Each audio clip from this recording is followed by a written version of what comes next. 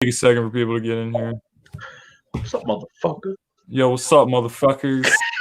This is your motherfucker with the most. Philly Jim coming at you guys with a live stream with my boy Joe Shakes. And you guys have heard all the news today about the new YouTube channel and the Twitter page. So those of you guys that's already subscribed and followed those two accounts, we appreciate it very much. So we're gonna start putting shit out there before you know it. We just need to build a little bit of following first. So we're working on that. So we appreciate all you guys supporting us for that, man. We really do. But there's some shit that's going on, and you guys are probably aware of it. And if you're not, I'm gonna make you aware of it tonight. There's some fucking asshole, fat asswipe, waste of space. Name's Rantin' fucking Philly fan. And he has repeatedly, no, it's not just us. It's not just us. Repeatedly, this fucking guy has sent death threats to people on YouTube because they say something that he doesn't fucking like. All right? We fucking went into his stream and we were just fucking around.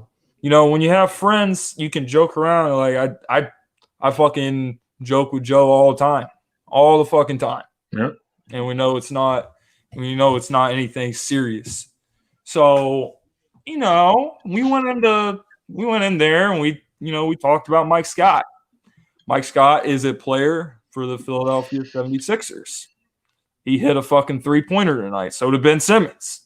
But anyway, he plays for the Sixers and he's very involved in the city of Philadelphia. And, he's been to a few Eagles games. He went to that Eagles game, the opener, where there was the fight with the Eagles fans. And that's really what Rant Philly fan has a fucking problem with. And he has like this old mentality of, Eagles fans need to be like complete pieces of shit, which isn't like really the case anymore. It's not the case anymore. This is not the 50s where people threw fucking snowballs at Santa Claus and shit. It's 2019. So, he sends death threats. He says shit like, well, I hope your parents get raped and molested. I'm going to kill you. I'm going to slit your throat. I'm going to break your fucking neck. I'm going to do this. I'm going to do this. And it's pretty fucking embarrassing. And half the things that he's saying on there, matter of fact, I'm going to put this out there now. Rantin' Philly fan, if you're fucking watching this live stream, bring your ass on here and say the shit that you say in your fucking live streams that have two people watching your shit, sitting there laughing like a fucking maniac, talking to your fucking stuffed animal pig. Bring your ass here to this live stream and talk and say the shit that you were saying, because I bet the fuck you won't do it. I bet you won't. You're gonna fucking sit in your shit ass Section 8 apartment collecting your Social Security income check for $700 every month, and you're gonna make another fucking live stream talking about us, talking about we're soft and we're this and we're that. Bring your ass here if you want to fucking say it, because I bet you won't say it face to face. You fucking tough guy. I bet the fuck you won't.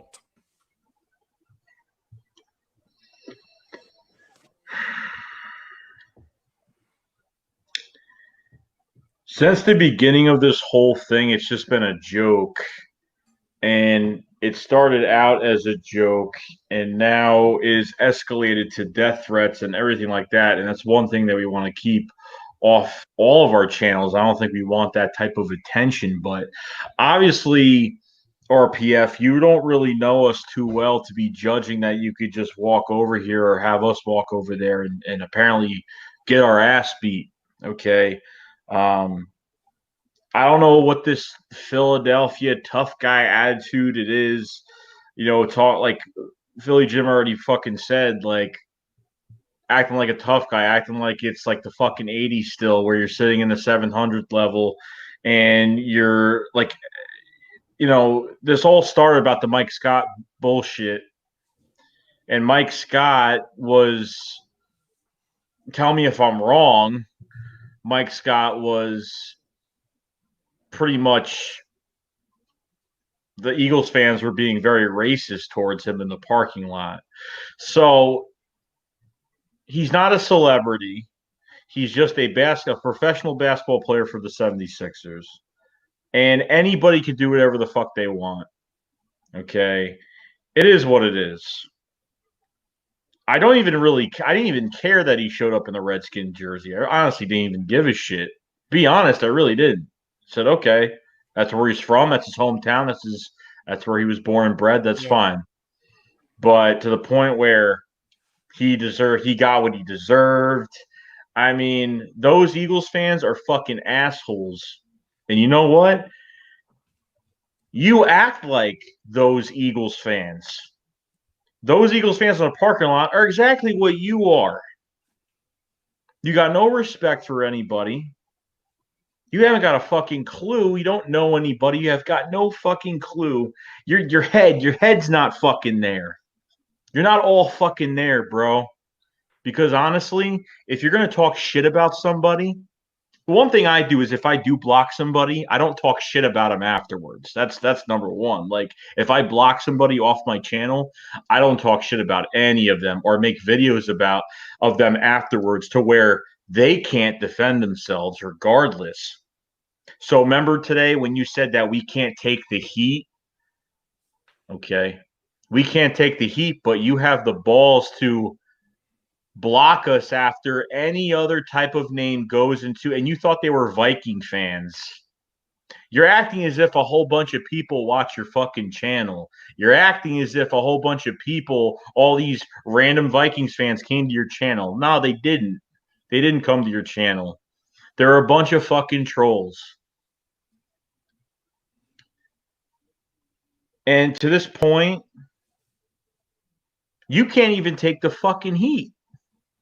You can't take the heat because if you're just gonna, as soon as you see someone message you, you block them like instantly. I can tell when you're blocking somebody because what you do is I see your big fat fucking banana fingers hit your fucking phone and you start fucking pressing shit. So I know you're blocking somebody. And the 4 or 5 people that are in your fucking streams all the time that say they're your fucking friends are probably not your fucking friends either, and probably think you're a fucking lunatic anyway.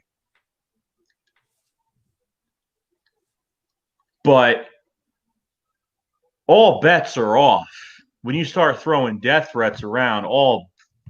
I'm not the fighting type. I'm not the guy that gets into conflict. But when it comes to someone getting threatened or someone being an asshole to somebody, yeah, I intervene with that shit because I don't like that fucking shit regardless. But what you did was you turned this whole fucking thing around. I don't give a fuck. We don't got to apologize for shit because we didn't do a damn thing wrong. I do. Philly Jim just said, like, we fuck around with each other all the time. I go on Desert Eagles live streams and fuck around with him all the time. I go on Philly Jim's, fuck around with him all the time. It doesn't matter what it is. We always fuck around regardless. But are you blocked from our fucking channels right now? No. We say one word, you didn't like one thing we said, and you blocked us. We're giving you the chance right now to come in this shit right now and speak and really say what you got to say. And I want this to happen soon. But you ain't gonna fucking say it. Which he's not going to show up and he's not going to do it. So regardless, he's the one that blocked us. He's not going to say a goddamn word about it. So I don't even know what else to say, dude. Like, I don't know why, like, oh, you should hate the Cowboys. You should, like, when we lose a game, you guys are soft. You guys don't get mad. I've gotten mad a bunch of times. It just depends. Me, unfortunately, I can't come home and start punching holes in my wall and start screaming because I have to respect other people that live in this house. Okay, I have fucking respect for where I fucking live. I'm not a fucking animal like you are. So what you're doing is not right, and I really don't care. And when you talk about these other fucking assholes, these other assholes, see, you got no friends on here. That's what you don't understand. You may have some little fucking conversation supporters, but you don't actually have friends. You got fucking guys that just pop into your streams. Other than that, that's all I really fucking say. Sleeta, Camel Toes, those fucking guys. Philly Jim never blocked those guys. I block those guys because I don't fucking like them and I don't care about them. Period. And this is the first time I've talked about them. This is the first time I've talked about them since I blocked them. And I will never talk about them ever again. Philly 500 is the king of fucking Eagles YouTube, and he is. He's got everything you want in a YouTuber. He brings everything to the fucking table. And Philly 500 is very good friends with us. And guess what? Tomorrow night, Philly 500 will be on our preview show tomorrow night. So there are some people in this fucking world that don't hate us at all because they don't take us that serious like some fucking people.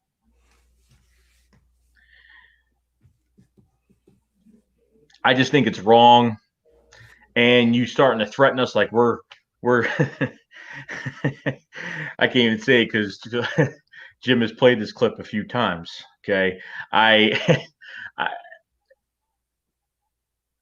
you'll kill somebody over Mike Scott bullshit because we like Mike Scott because you'll kill us because we like Mike Scott. I mean, pretty fucking much. Pretty much. And how fucking stupid does that sound? It's fucking stupid. All right, so let me add a couple of things to what you said. All right, in Philly, we love Mike Trout. He plays for Los Angeles Angels. He's one of the best players in Major League Baseball. He loves Philadelphia because that's where he's from. He loves the Sixers. He wears Sixers gear all the time. He's at every Eagles game. Mm-hmm. Zach Ertz gives him touchdown balls when he's sitting in the stands and shit. He loves Philadelphia. Does he have to support the Rams or the fucking Chargers because he plays for the Angels? How fucking dumb does that sound? Mike Scott is from Virginia. Virginia's where he's from, where he was born. In Virginia, there is no NFL team. The closest team they have is the Washington Redskins fan. So he's a fucking Washington Redskins fan. Who cares? I don't have a problem with him being a Washington Redskins fan. Mike Scott has done great things for the city of Philadelphia. He's always volunteering. He's always helping out in the city. He's always doing shit. He's always playing with kids, going to schools.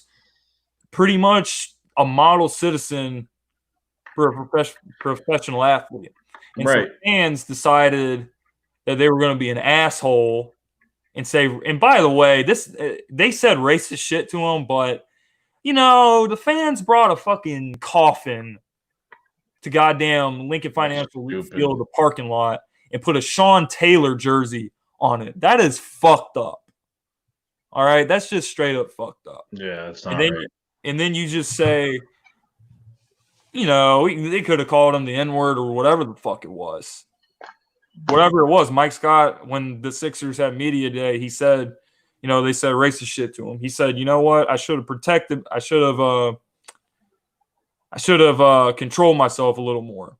That would have protected him from being in that situation. But he said he'll learn from it. Sixers are not going to suspend him for that. But That is the dumbest fucking thing you can possibly come up with. Actually, I probably shouldn't say that because with you never, ever, ever, ever cease to surprise me with the shit that comes out of your mouth when you have your fucking little live streams that get 8 views that have 2 fucking people going there.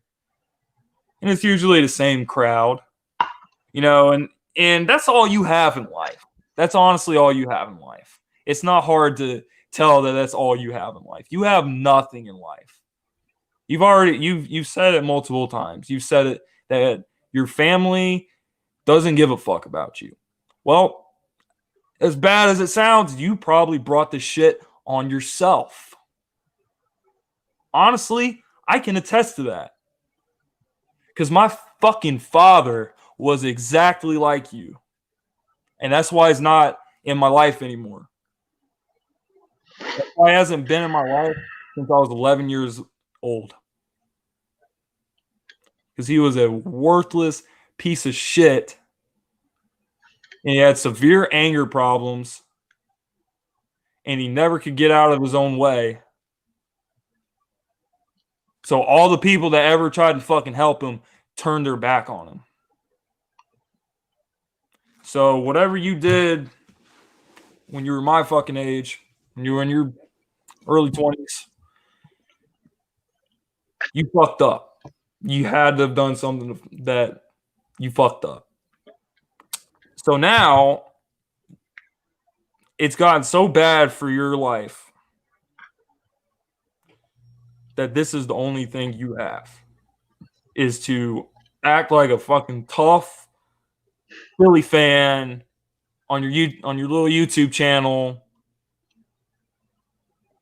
and threaten to kill people because they admire Mike Scott, who is a model citizen. These are the type of professional athletes that you want on your franchise. You don't want assholes, because the kids, they look up to these guys. And Mike Scott is a perfect role model.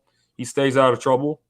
But he also ain't no bitch. I mean, you want to talk about, oh, well, you guys are nice. You guys are soft and shit.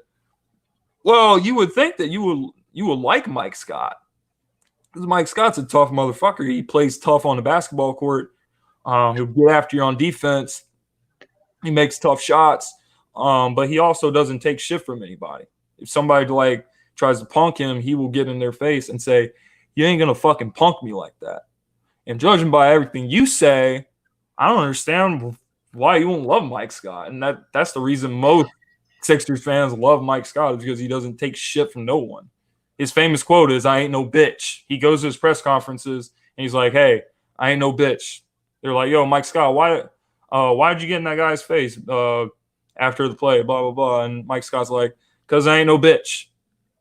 That's why Philly sports fans really like Mike Scott. But you really got to fucking pull your head out of your ass.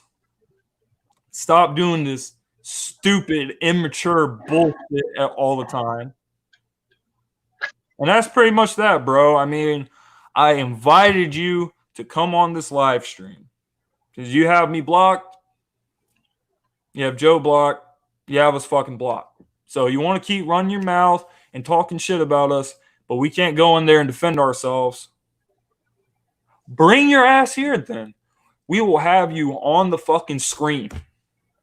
We'll have you on this goddamn screen right now. You can bring your ass on here.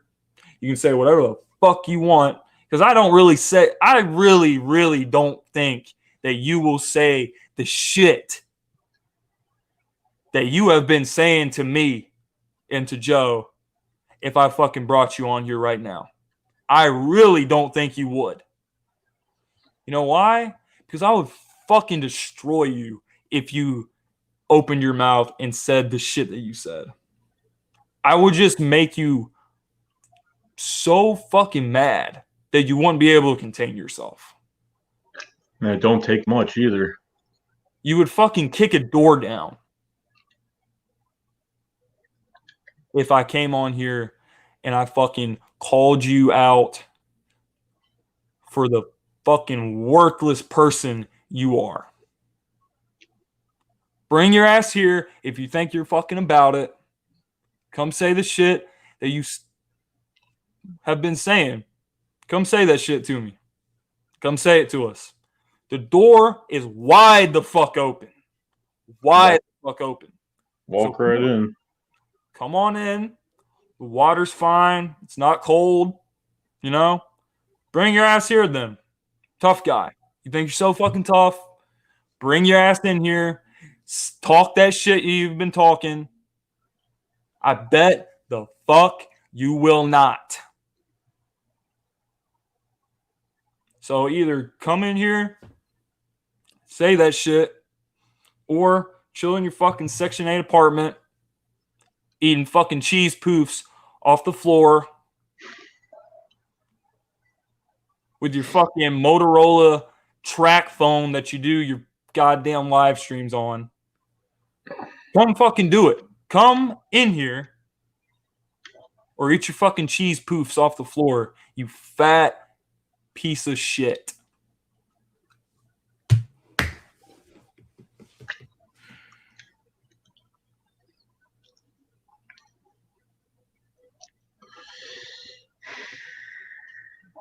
I don't know.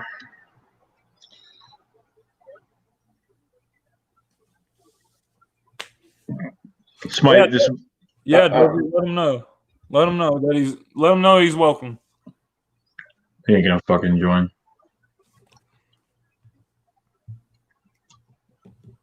You get chance after chance to redeem yourself, but you want to keep doing this shit.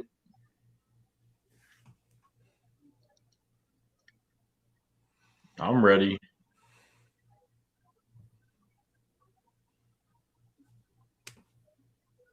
What's it gonna be? Fucking tough guy.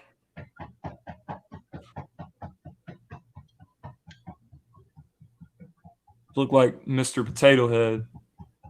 That big ass fucking head. You got I don't even fucking know how many goddamn chins you got. You got more chins than fucking shit. You got more chins than I don't even fucking know how many goddamn chins you got, but you got a lot of motherfucking chins, man. You got more chins than the Bible has pages. That's a lot of fucking pages, bro. I pretty much have been dropping the mic, but this guy's a fucking bum. This guy has shit mentally wrong with him in the head. This guy has... This isn't the fucking first time. And this is not... If you guys think this is the first time he's ever, threatened to kill me, he's done it before. He's done it before. People just can't, fuck around and shit. Because I fuck around all the time. And it's just, it's just in good fun. But, you want to get all pissed off and shit. And you want to act like a tough guy. And you want to think you want to put on a show for your three people that come and comment on your live streams. You want to put on a big show for them. Come put on a fucking big show for them here. I don't see why you don't.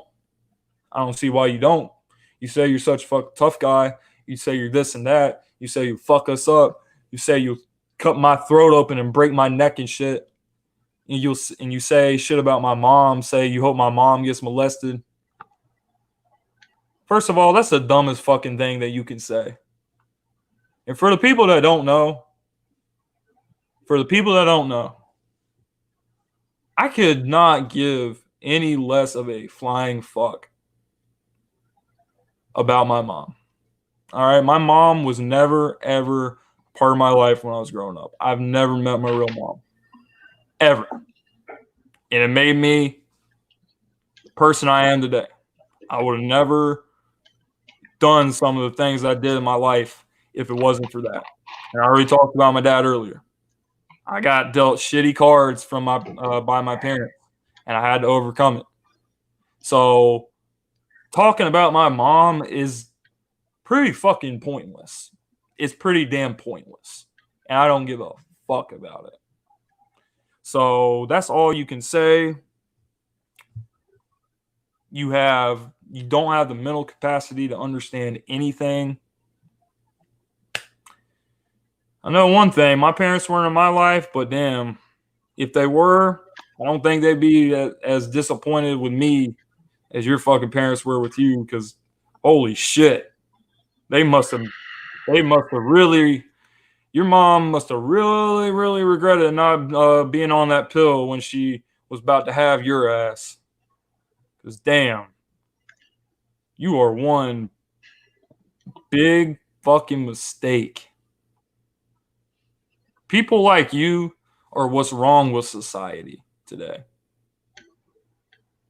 Just fucking cancerous to the world. You fucking sorry fuck. I fucking wish you would come in here right now, just so I could rip your ass apart. I wish you would.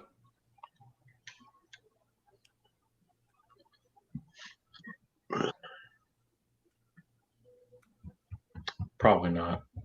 I wish you would, though. Gangrene David's in the house. What's up, bro? What's up, Dave? Jets, Jets. And the Cowboys that L. But anyway, guys, since I pretty much blew off a lot of steam with that, go check out the new YouTube channel that we started. I don't know, we got like 25 subs already, so if you guys subscribe to that, much would be appreciated. Also have a Twitter page, so it's called the Read and React Show, and we're gonna start putting videos on there. We're gonna start doing live streams on there once we build up a pretty good following. So we're gonna be making some collaborative content with that. And on the Twitter page, we'll announce stuff for the show, and we'll put little updates out there, trade rumors, injury report, just little discussions. Today we put out one about Jordan Howard. Doug Peterson came out and he was like, "Hey, we're probably going to stick with Jordan Howard as the lead back. Do you agree or disagree?" We'll have posts like that. It will be good. So hopefully you guys, if you haven't already, will go ahead and check that out. Yeah, no, it's really exciting, guys, because we've been talking about this for a while, and instead of doing this thing where we're kind of switching back and forth from channel to channel, we were figuring maybe we just separate ourselves from our channels and get everybody on pretty much one unit on the new channel, which is awesome, the Read and React Show. So we're really excited about it. We're giving it a shot, and I think me and Jim, ever since we started live streaming together, we really liked it. But this isn't just for live streams. This is going to be for videos too. We're working on making videos out of it too, which I'm going to be probably doing that for us. And we'll just be doing stuff like that for now. But we're excited. We're excited what's to come with this, because it's going to definitely give us a break, especially in the off season. They'll give us a break from our doing videos from our our regular channels, which we'll still be doing, but it gives us a break from just doing things by ourselves all the time and then getting together to do some bigger things. So it's pretty good. So I can't really complain. So if we make a trade or if something does happen, we make it on our own channels, and then me and Philly Jim will discuss it on separately on the Read and React Show. So we're very excited about it, and I got the Twitter pages up, like Jim said, so please get on that. I already put up a video. Jim put up a video. I just put up a video like a little bit ago before we just got on just now. So I have the Twitter page link and the link for the YouTube page in the description, and I have it pinned to the comments up top on that video as well. So, hey, it's going to be something new, something fresh, and I'm glad that we started doing it. So, for sure. I mean, you look at guys like shout out to Josh and Sean from the Sports Fury. I mean, think about them. Look at how far they came. You know, they got like, I don't know, damn near 70,000, 80,000. I don't even know how damn many, but it's a whole hell of a fucking lot. But at one point, they were just two regular guys like us who love their teams and just really put a lot of effort into making some really high quality sports content. And, you know, you see where they are now. So it's very impressive. So, you know, we can only hold out, we can only try to strive for stuff like that. So that's what we're going to do. We're going to work really hard at this, and hopefully it gets where we want it to get, man. It's very exciting to think about, though. I know that. David said that I put your name in wrong. Yeah, and it says Philly him. Yeah, I just fixed it. On the video. Yeah. I just fixed it. Oh well, like people aren't gonna know what it means. People know what this shit means. It means us start a new era of legit Eagles talk. The best Eagles talk. Well, some of the best Eagles talk around. We'll on the tube. Hey, yo, the best Eagles talk on the tube, fam. And hey, before you know it, we're gonna get y'all some cocaine white my God. hoodies with Read and React show on it. So like it's not gonna be one of those channels to where like it's gonna be like professional because we are far from that. We are not even close to doing that. It's literally gonna be fucking professional at all. No, not fucking at all. Period. So it's literally gonna be we're just gonna spit the shit and go on what we gotta say, and that's pretty much it. So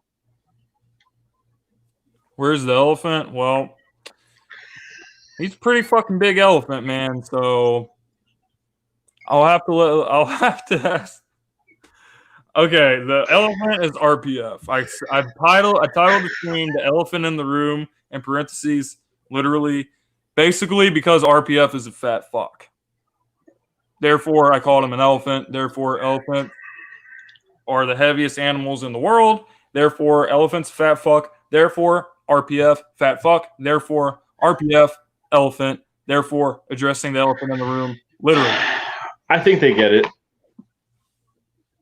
Yeah, I mean, I pretty much just broke it down for him, so it'd be hard for him to not get it. Where's RPF, though? I don't know. We've been fucking waiting for him all night. It's been 33 minutes already, so, you know, we still waiting for his fat ass to bring his ass in here and tell us he's gonna, you know, slit our throats open like he's Sweeney fucking Todd singing songs and shit. Bring your fat ass here. I'm waiting for you. Hey, my throat's right here, fam. Throat feels all nice, man. It feels all nice and non-slitted. You gotta turn the fucking Jeopardy music on with the way I'm waiting, man. Da, da, da, da, da, da, da, da, da. Still waiting on that fat ass to come slit my throat. RPF said he was gonna destroy us, but he didn't do shit because he's a punk ass bitch and he cannot swing on me because if he takes one swing, he's gonna pass out from exhaustion. Number one, that's gonna be the number one hit single on the radio once I release it. So you guys heard it first. So when the song comes out, make sure you tell everybody you heard it first. When the song comes out, we can wait. It's fine. Yeah, you guys can wait, man. We're gonna release the whole album.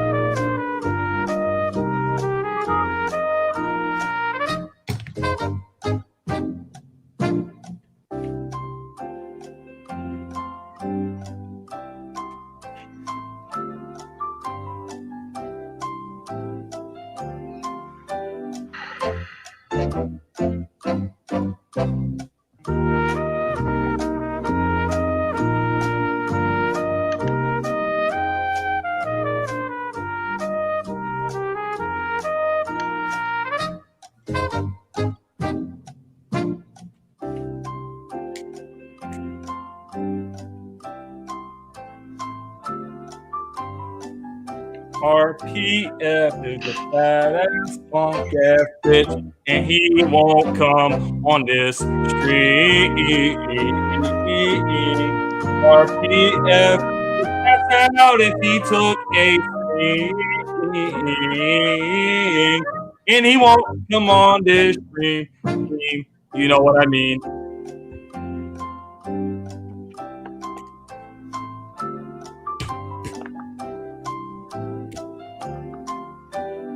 RPF is a punk ass badass bitch. He won't come on my stream, even though he said it's time for y'all to get destroyed, and y'all are some punk ass, pussy ass, honky motherfuckers.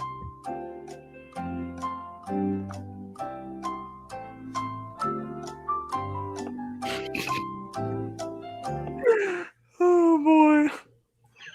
Okay. All right. Well, I'm gonna take the damn hat off for a stupid ass bitch. But anyway, I guess he ain't fucking coming, man. I mean, that's what she said, by the way. But I guess he's not coming on the stream. Hey, bro, I don't assume, Gangrene David. Matter of fact, let me explain something to you. Now, I heard a wise saying one time. It was from someone, I don't remember what their name was, but pretty damn wise person. Said, hey, let me tell you something about assuming shit. All right. All right. You can't assume, all right? Because if you assume, all right, Billy James, all right? If you assume, it makes an ass out of you and me, all right? Anyway, so that's why I don't assume. Makes an ass out of you and me, but mostly you, though. So that's why I don't assume. Yeah, well, I wouldn't be throwing threats over on fucking camera when you don't even know, like, you don't know people. You can't have the balls to do that, and I don't know. Can't do that shit. I can't even take it personally because it wouldn't take much. Like I can't. Like it wouldn't take much at all. Yeah, bro. I mean, this is basically how it would go. Now, to demonstrate, I'm going to take this water bottle and this screwdriver. All right, so the water bottle's kind of thick, so we're going to use this to represent RPF. All right, because RPF's fat as fuck. So this water bottle is just thick. There's a difference being thick and being fat as fuck. RPF, fat as fuck. So this is RPF, and we're going to demonstrate. He's going to take his arm, all right, and he's going to swing and pretend this is me. I'm the screwdriver. All right, so he comes at me and he swings, and I duck under that, and then he took all the fucking stamina that he had in the one swing because he's that much of a fat, lazy piece of shit, and he never leaves his house. He takes a one swing, pass out, done, exhaustion. It's like on Dragon Ball Z. On Dragon Ball Z, when the characters they would say, "Give me all your energy," and he would take all his energy and he'd put it into one attack, and then he's just sitting there like this.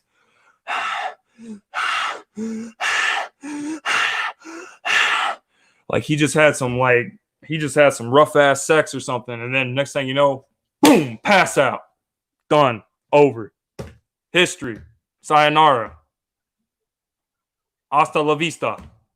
He's done. It's over, gone. Never heard from him again. Nope. That's just a demonstration of how it would go down.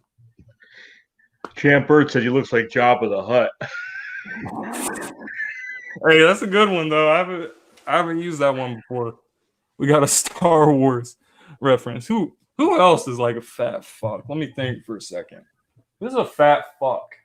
Oh, y'all remember fucking Bubble Bass off of SpongeBob? Where he goes, "You forgot the pickle."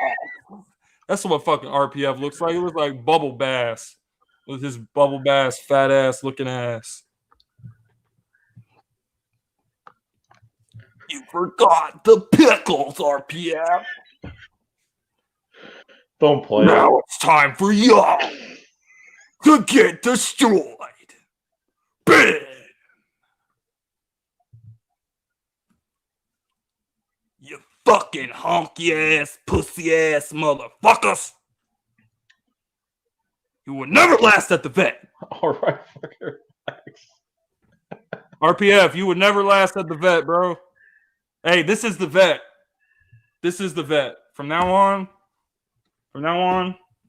this live stream is the vet. And if you don't come to the vet, you're a honky ass, pussy ass motherfucker. That's all you'll ever be remembered for, RPF. So bring that ass here. I'm waiting for you. We ain't gonna play music again because we already did that. All because of Mike Scott. Looks like Humpty Dumpty from the Geico commercial. Hey, bro.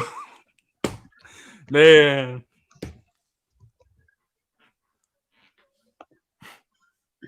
All right.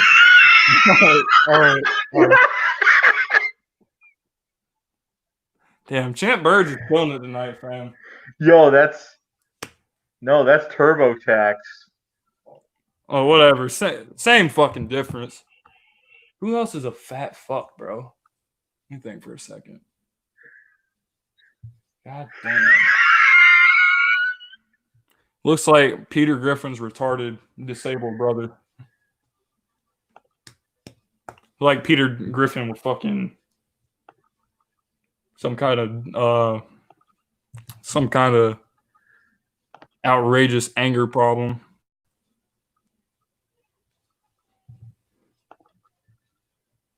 Nah, bro, he doesn't look like EDP 445.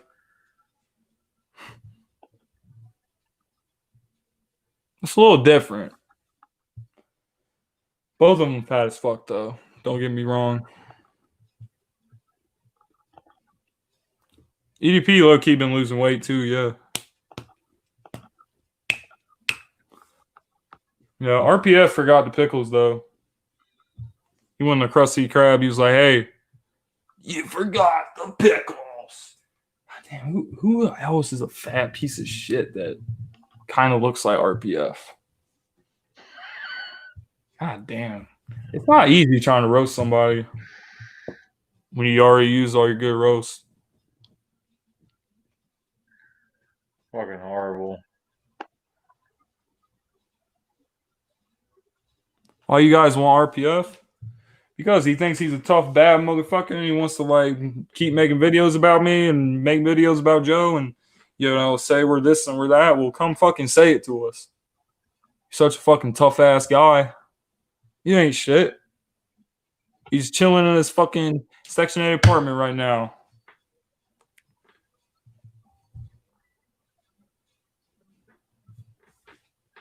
That direct deposit hasn't dropped for his fucking $700 disability check. He asked for it, bro. He never had a fucking job in his life. It's all good though. The government take care of his ass because that's what they do. That's what the welfare system's for. Taking care of his bitch ass. Hey, at least he can go buy a few Big Macs tomorrow though when that direct deposit drops. Walking at McDonald's like Bubble Bass. You forgot the fucking pickle. You know how when you go to McDonald's and you like order a milkshake and they say, "Oh, sorry, sir, the machine's broken." Fucking, we look at RPF and say, "Hey, the ice cream machine's broken." He said, "The ice cream machine's broken. I'm gonna break your fucking ass now." Oh, it's time for y'all.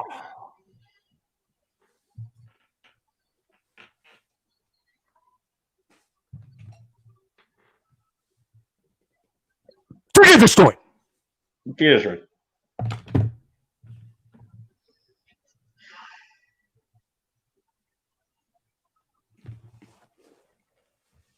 Still waiting for your sorry ass, bro.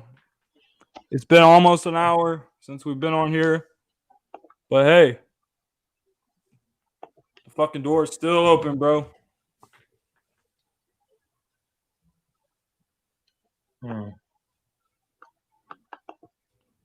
Did anybody ever tell him that the door was open?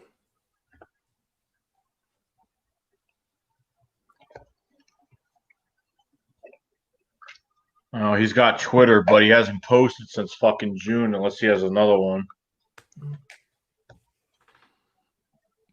Whoever is friends with RPF, if he does have friends on the internet, in fact, please hit him up and tell him that he's welcome. If he doesn't make the stream tonight, tell him that he was welcome and he never accepted an invitation. I tried to be very inviting and welcoming to him, but, he decided to destroy the ice cream machine at McDonald's, or the person that told him the ice cream machine was broken. So his fat ass couldn't get a McFlurry that he was very upset about. But hey, the door was open though, but he had other priorities, so totally understand RPF. So you go get that McFlurry, big boy. You go get it. You deserve it. You earned it. You earned that fucking McFlurry, boy. You forgot the pickle.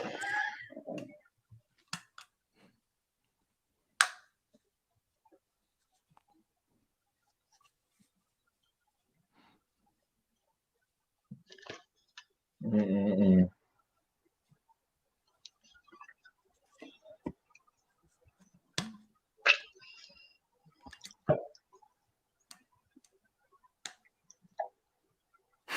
God.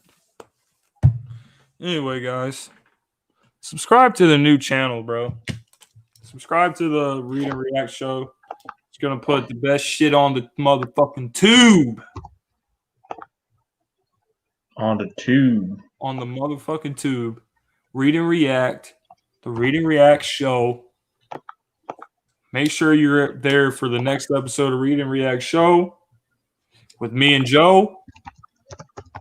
and the special guest, the king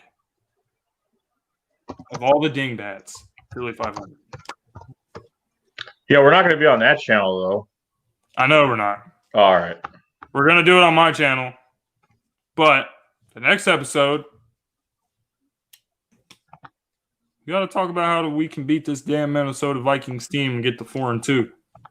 Tell you right now, it's going to be fucking easy.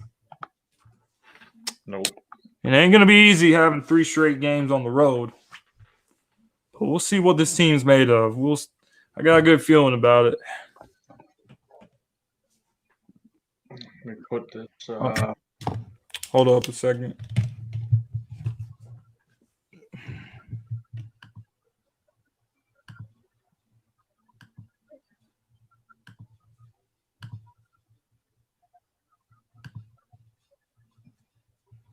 Oh my God. Desert, I just got your message, bro. That fucking picture of RPF. Oh boy. Desert is a fool. The Read and React show. Everybody sub it up, man. Matter of fact, fuck this shit. I'm about to put the link in the description. All right. Oh, I already got the link in there in the live. All right.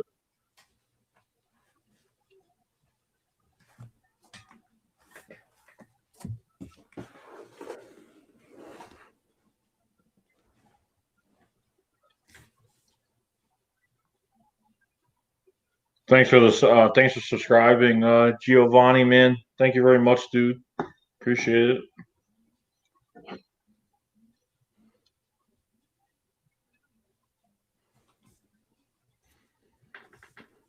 Damn, this fucking Jim. We flew, Jim. What? You see that? What? We're like, I don't know, before the stream, How many subs do we have? 45. Holy shit. Mm-hmm. Probably because you made that video. And I made a video. But not only that, bro, this Odell Beckham Jr. tweet blew up on Twitter. Yeah. 3 tweets and 10 likes. 3 retweets. I think there's still like a long way to go. But that's pretty good, man. The other tweet didn't get that much. What did the Jordan Howard tweet got 5 retweets and 3 likes. And then the other one got 3 retweets and 10 likes. That's pretty fucking good.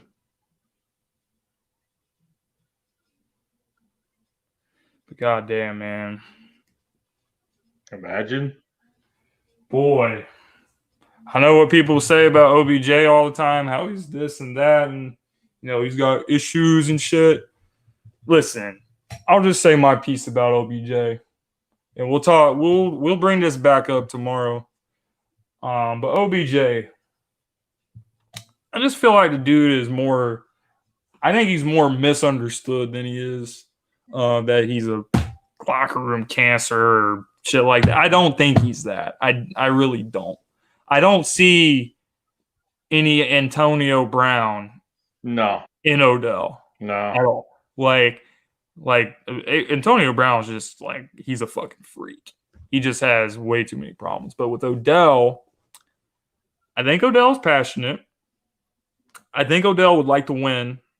I think winning can fix a lot of things. And I can't say that Odell's ever played on a winning team. In 2016, the Giants were a wild card, but they lost to the Green Bay Packers. But Odell coming to Philly, come to a place that's established. There's established winning culture here.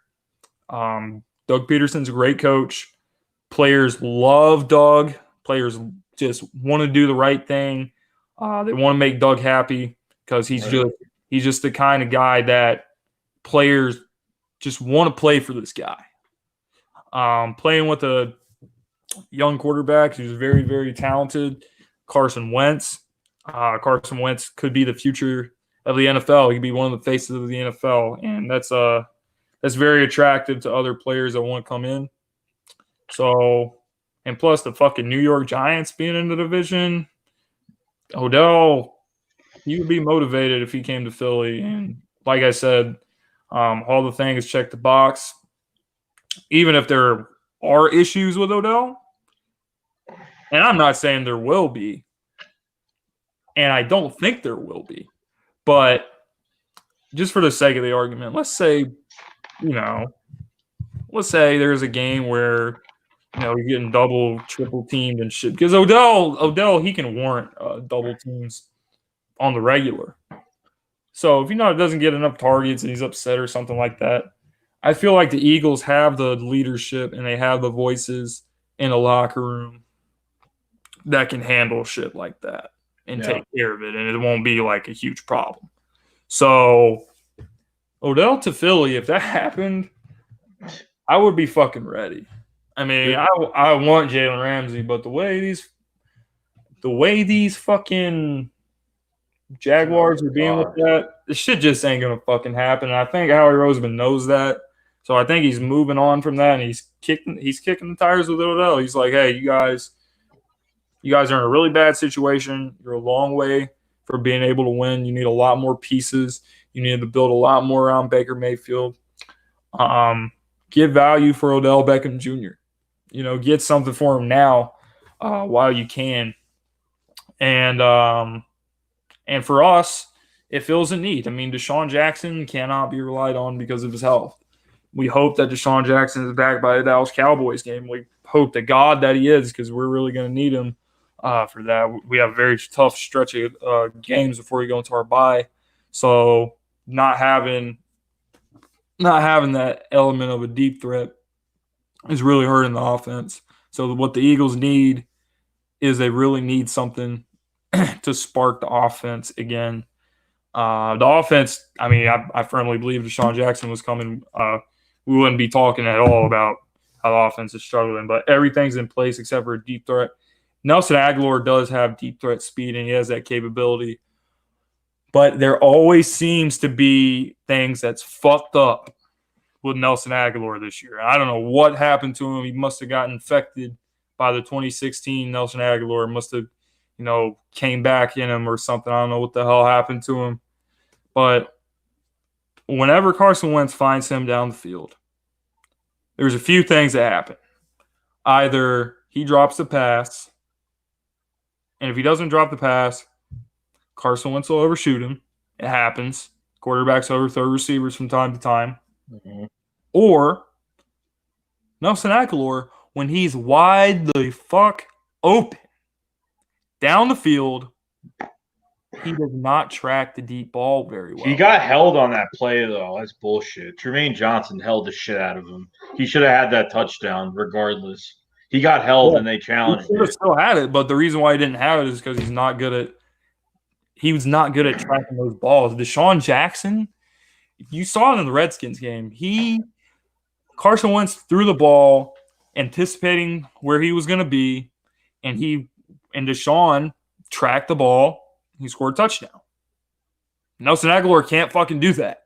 So that's the problem. And the Eagles need another receiver. Period. So they can pry OBJ. I'll be fucking ready.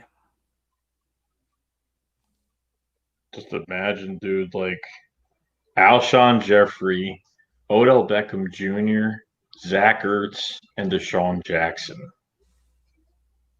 See you, Nelson Aguilar. See you fucking later, Nelson Aguilar. I'll fucking give him Nelson Aguilar, and I'll give him a first, and I'll give him a second. Done deal. I mean, the Browns got Odell for a first and a third, I believe. And a late first as well. Yeah, it wasn't that much of a and we can afford a third-round pick because we're getting a third-round comp pick next year anyway from Nick Foles. So, regardless, it's pretty damn good. This is going to get real interesting. This trade deadline is going to get really interesting with the Eagles because there are a lot more players up for grabs now. I think we're going to make a big move.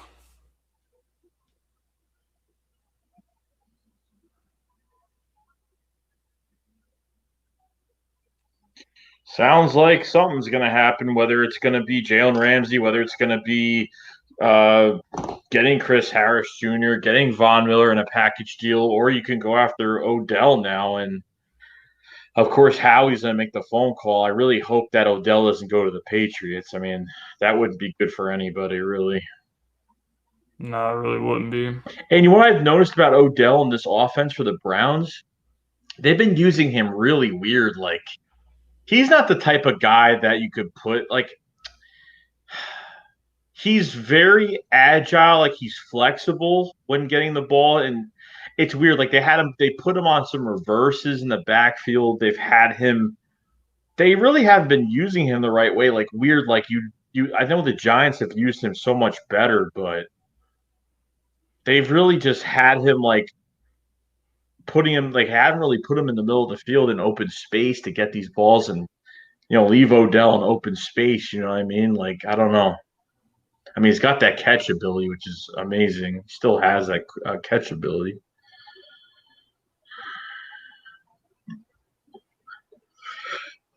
Yeah, bro, I would do it in a heartbeat. I mean, the same fucking. People have such a misconception about Odell Beckham Jr. He's not what Antonio Brown is. well, that's what I'm saying. I think we saw the. I think I hate Odell Beckham, but like when he was a Giant, but like I'm saying that like he was such an attention whore all the time to where it was like then you saw the Antonio Brown bullshit and you're like, oh my God, like compared to what Odell did, it's nothing compared. Like Nothing. it's crazy.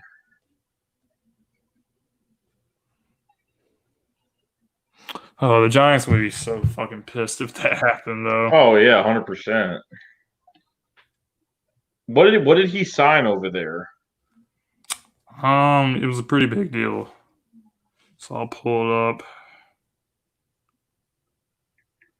Check this shit out. So overthecap.com.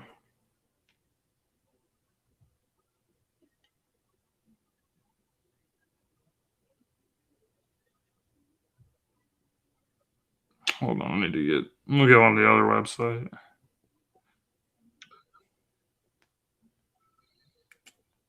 So this year is making 16. Next year, 14. 21, 14 and a half. 22, 13.8. 23, 13.8. On over the cap, it says 17 for this year, 14 for next year, 15, 15, 15. Yeah. Well, it's saying like a lot of those numbers I'm just rounding up because it's like 16 million 750. So that's more closer to this closer to 17. Then you got 14 in 20, 14,500.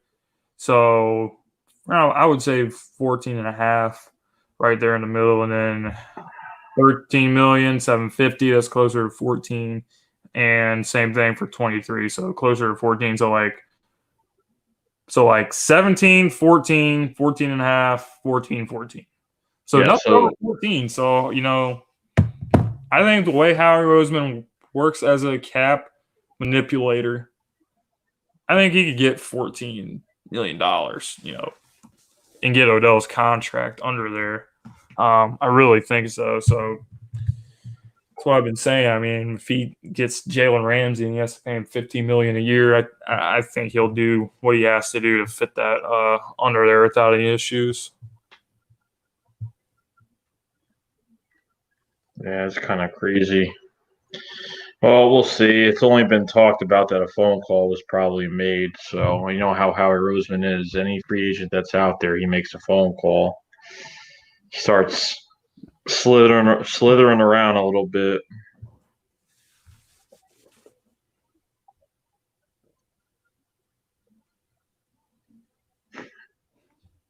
Jim, 50. 50? Pretty much 49 right now. 50 what? 50 subscribers. Oh shit. Almost 49. I'm gonna check on Twitter. 16. All right, so we only got like one. I know we had 15 for a while. So guys, if you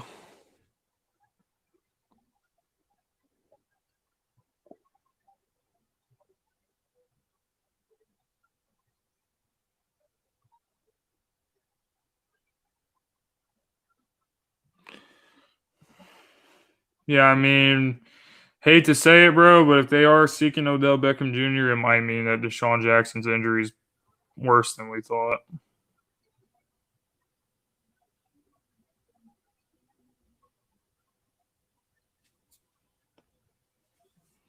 I hope not, but you never know.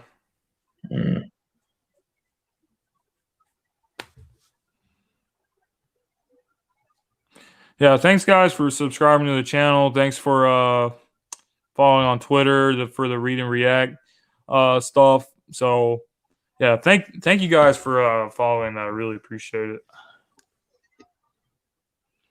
Yep, the 3 teams that are in on OBJ apparently are San Francisco and along with us and the New England Patriots. 49ers originally wanted him in a trade. That was original. And they're 4-0 right now, and they haven't been 4-0 since 1990, so they're on a pretty good start right now. Yeah, they are. And they're missing a receiver, hence they brought back Jordan Matthews. So if they added to that offense, it would be very good, even better loaded.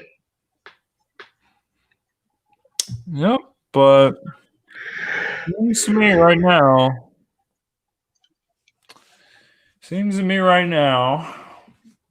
out of those 3 teams, we have the worst record. But out of those 3 teams, if he wanted to stay in the NFC East,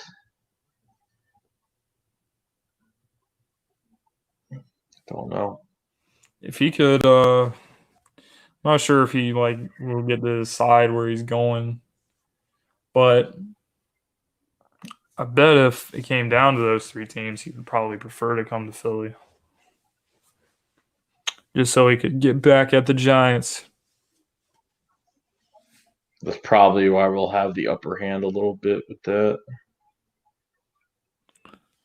Rams will be in first. Desert thinks the 49ers are not legit because they haven't played anybody good. That's fair enough. Who have they played? They beat the Steelers. They beat the Browns. They beat. What the fuck else did they beat? Hold on, I'll pull it up. They haven't beat any good teams though. Redskins. Oh, they beat Washington. Panthers. Really? Oh, never mind. No. They played Tampa Bay, beat the Bengals, Steelers, and Browns. So the Rams is really their first real test. But I don't think the Browns are that. I mean, I don't think the Rams are that good either. Rams aren't winning their division, bro. I disagree. I think the Seattle is clearly looks like the best team right now. I think so. I think Seattle's going to take it. Russell Wilson is unbelievable. Why doesn't Desert stream with y'all? Well, I sent Desert the link to Twitter, but he hasn't apparently gotten it yet.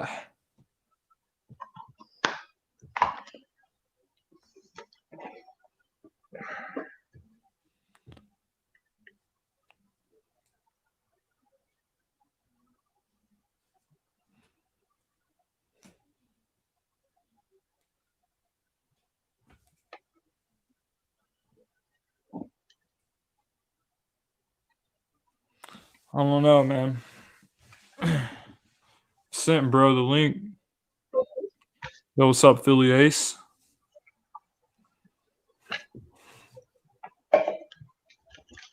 Like, see how Howie Roseman always like goes to these free agents, like, and calls these teams and stuff. Not free agents, but you know what I mean, like available players. Like, Who even thought Odell was available though? but I'm just saying, like, why is he knocking on doors if he's not going to give the full house? You know what I mean?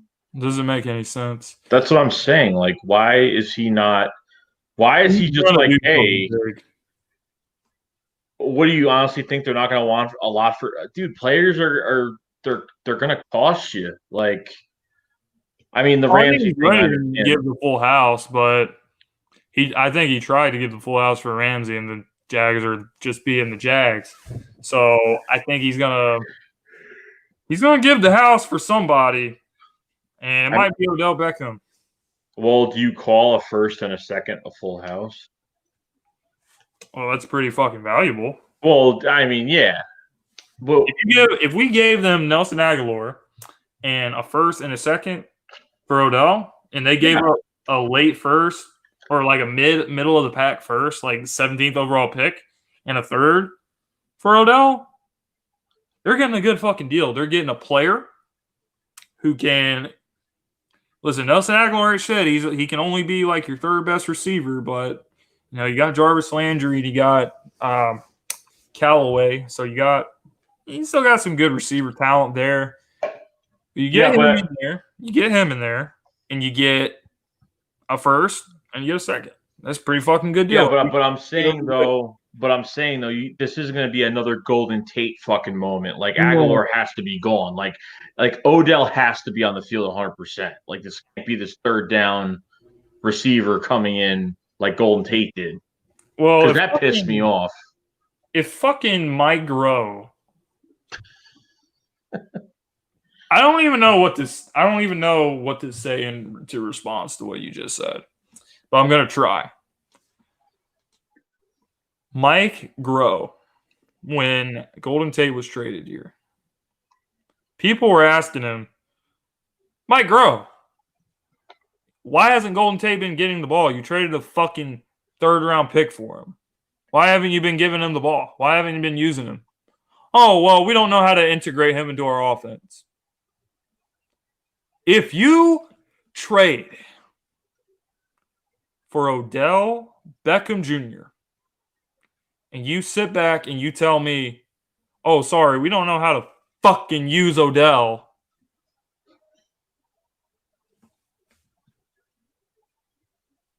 we're going to have to sick RPF on your ass. There'll be time for you to get destroyed, Mike Groh. As in, your job is destroyed. If you get a fucking all-world talent.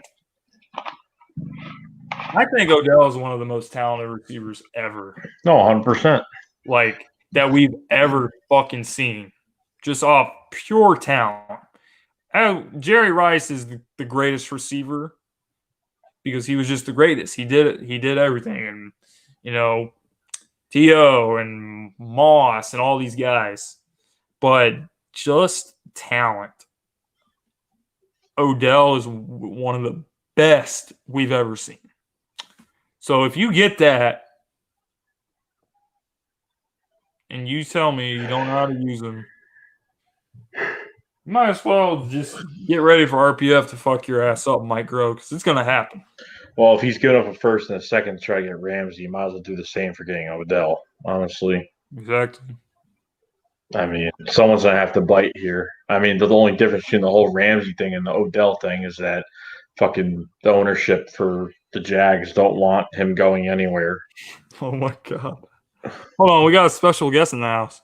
Ladies and gentlemen, please welcome Rant Philly Fan 19 to the show. Who the fuck? You got to say, you fat-ass bitch. Billy Jim, I swear I'm going to break your fucking neck. Who the fuck is? It's Rant Philly Fan, bro. Oh, I'm just kidding, guys. What's going on? What's going on? Bro, I knew it was you the whole time, though. Hey, what's up, guys? Yo, what's up? I'm good, man. I was just sitting in the car, waiting around, see what's going on. I mean, he's still in here, huh? No, we're still waiting for his big bitch ass to come in here, bro, but he won't. I'm gonna fucking kill you. Oh, someone thought it was me. We got a lot of people laughing. Anyway, man. So they was talking about OBJ, huh? Yeah, so what do Yeah. you think about it? Man, I don't know if I want that fucking guy on our team. I don't know if I want a team. It's so hard to like. It's just because we've hated the guy for so long. It's just like. Remember when he was at the opener and like he scored that touchdown and he like lifted his leg up like he was a dog pissing on something? Oh my God, I was there. I was there. I was at the stadium when that shit happened. Oh, Joe, we was both there, wasn't we? We met for the first time. Yeah. Yep. Oh, it was me, you, and Chris the Beast. That's right. Yep. Yeah, I was all the way on the other side when that happened. A lot of people was pissed. Oh, everyone was pissed. Everyone was booing. I don't know what was worse, that or DeSean Jackson. Oh. There was a lot of bad moments with DeSean Jackson, bro. Oh yeah. Oh yeah. That was heartbreaking right Especially the game back in 14. The Redskins. I think it was 15. Or it might have been no, I think it was 15 because Yeah. it was the end of the year and we got eliminated from playoff contention in that game. And DeSean just fucking ripped us a whole new asshole in that game. And He's done it every game. Yeah, he did it every game. But he was hyped because we got eliminated and they won the NFC East after that game. Oh, I remember that. Yeah, I think DeSean Jackson is when we like officially realized our secondaries were like garbage. Probably. Like we only beat him that one time, but then after that, we just like wherever he went, we could not beat him at all.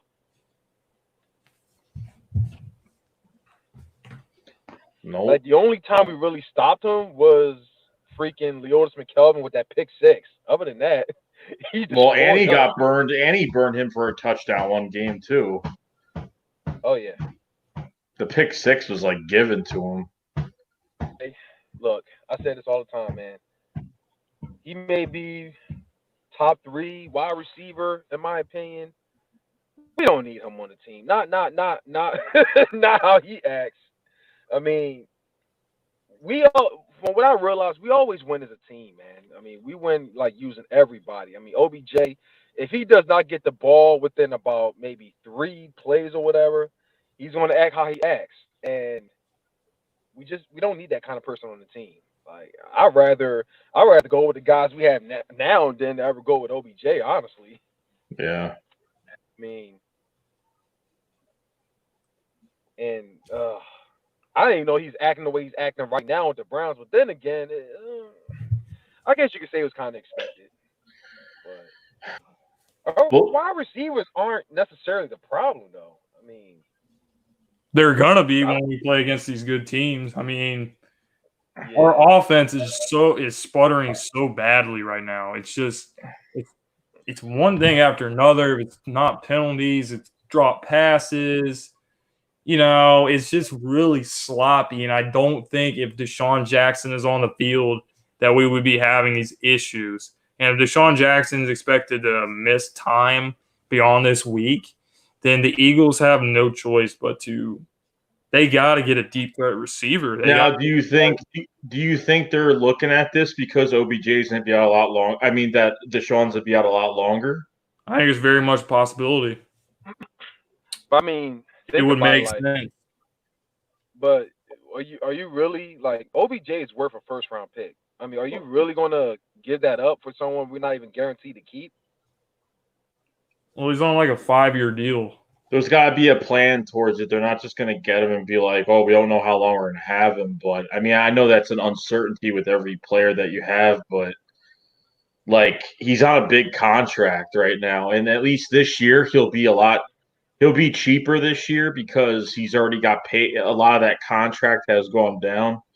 By the time we get him, it probably will still be a lot, but it won't be as much. But I mean, the Eagles have a plan, just like when the Eagles are going to when they're wanting to get Jalen Ramsey so damn badly, they already have a contract in place for him when he comes here.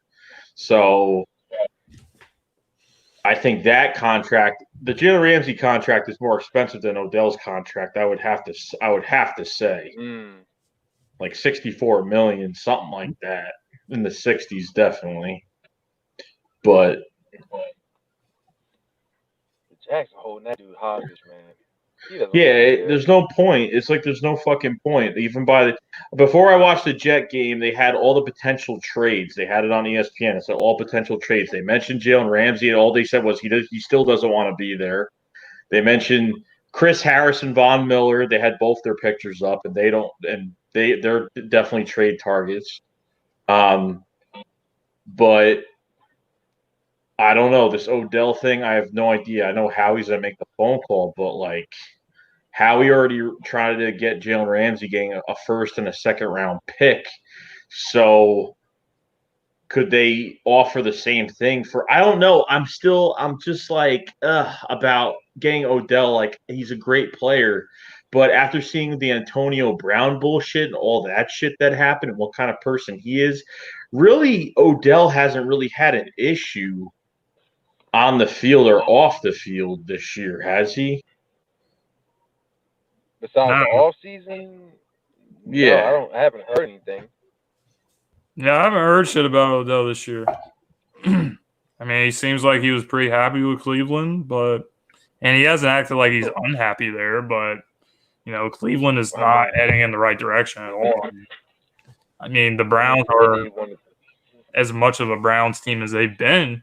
So, I mean, they're a long way from being able to win.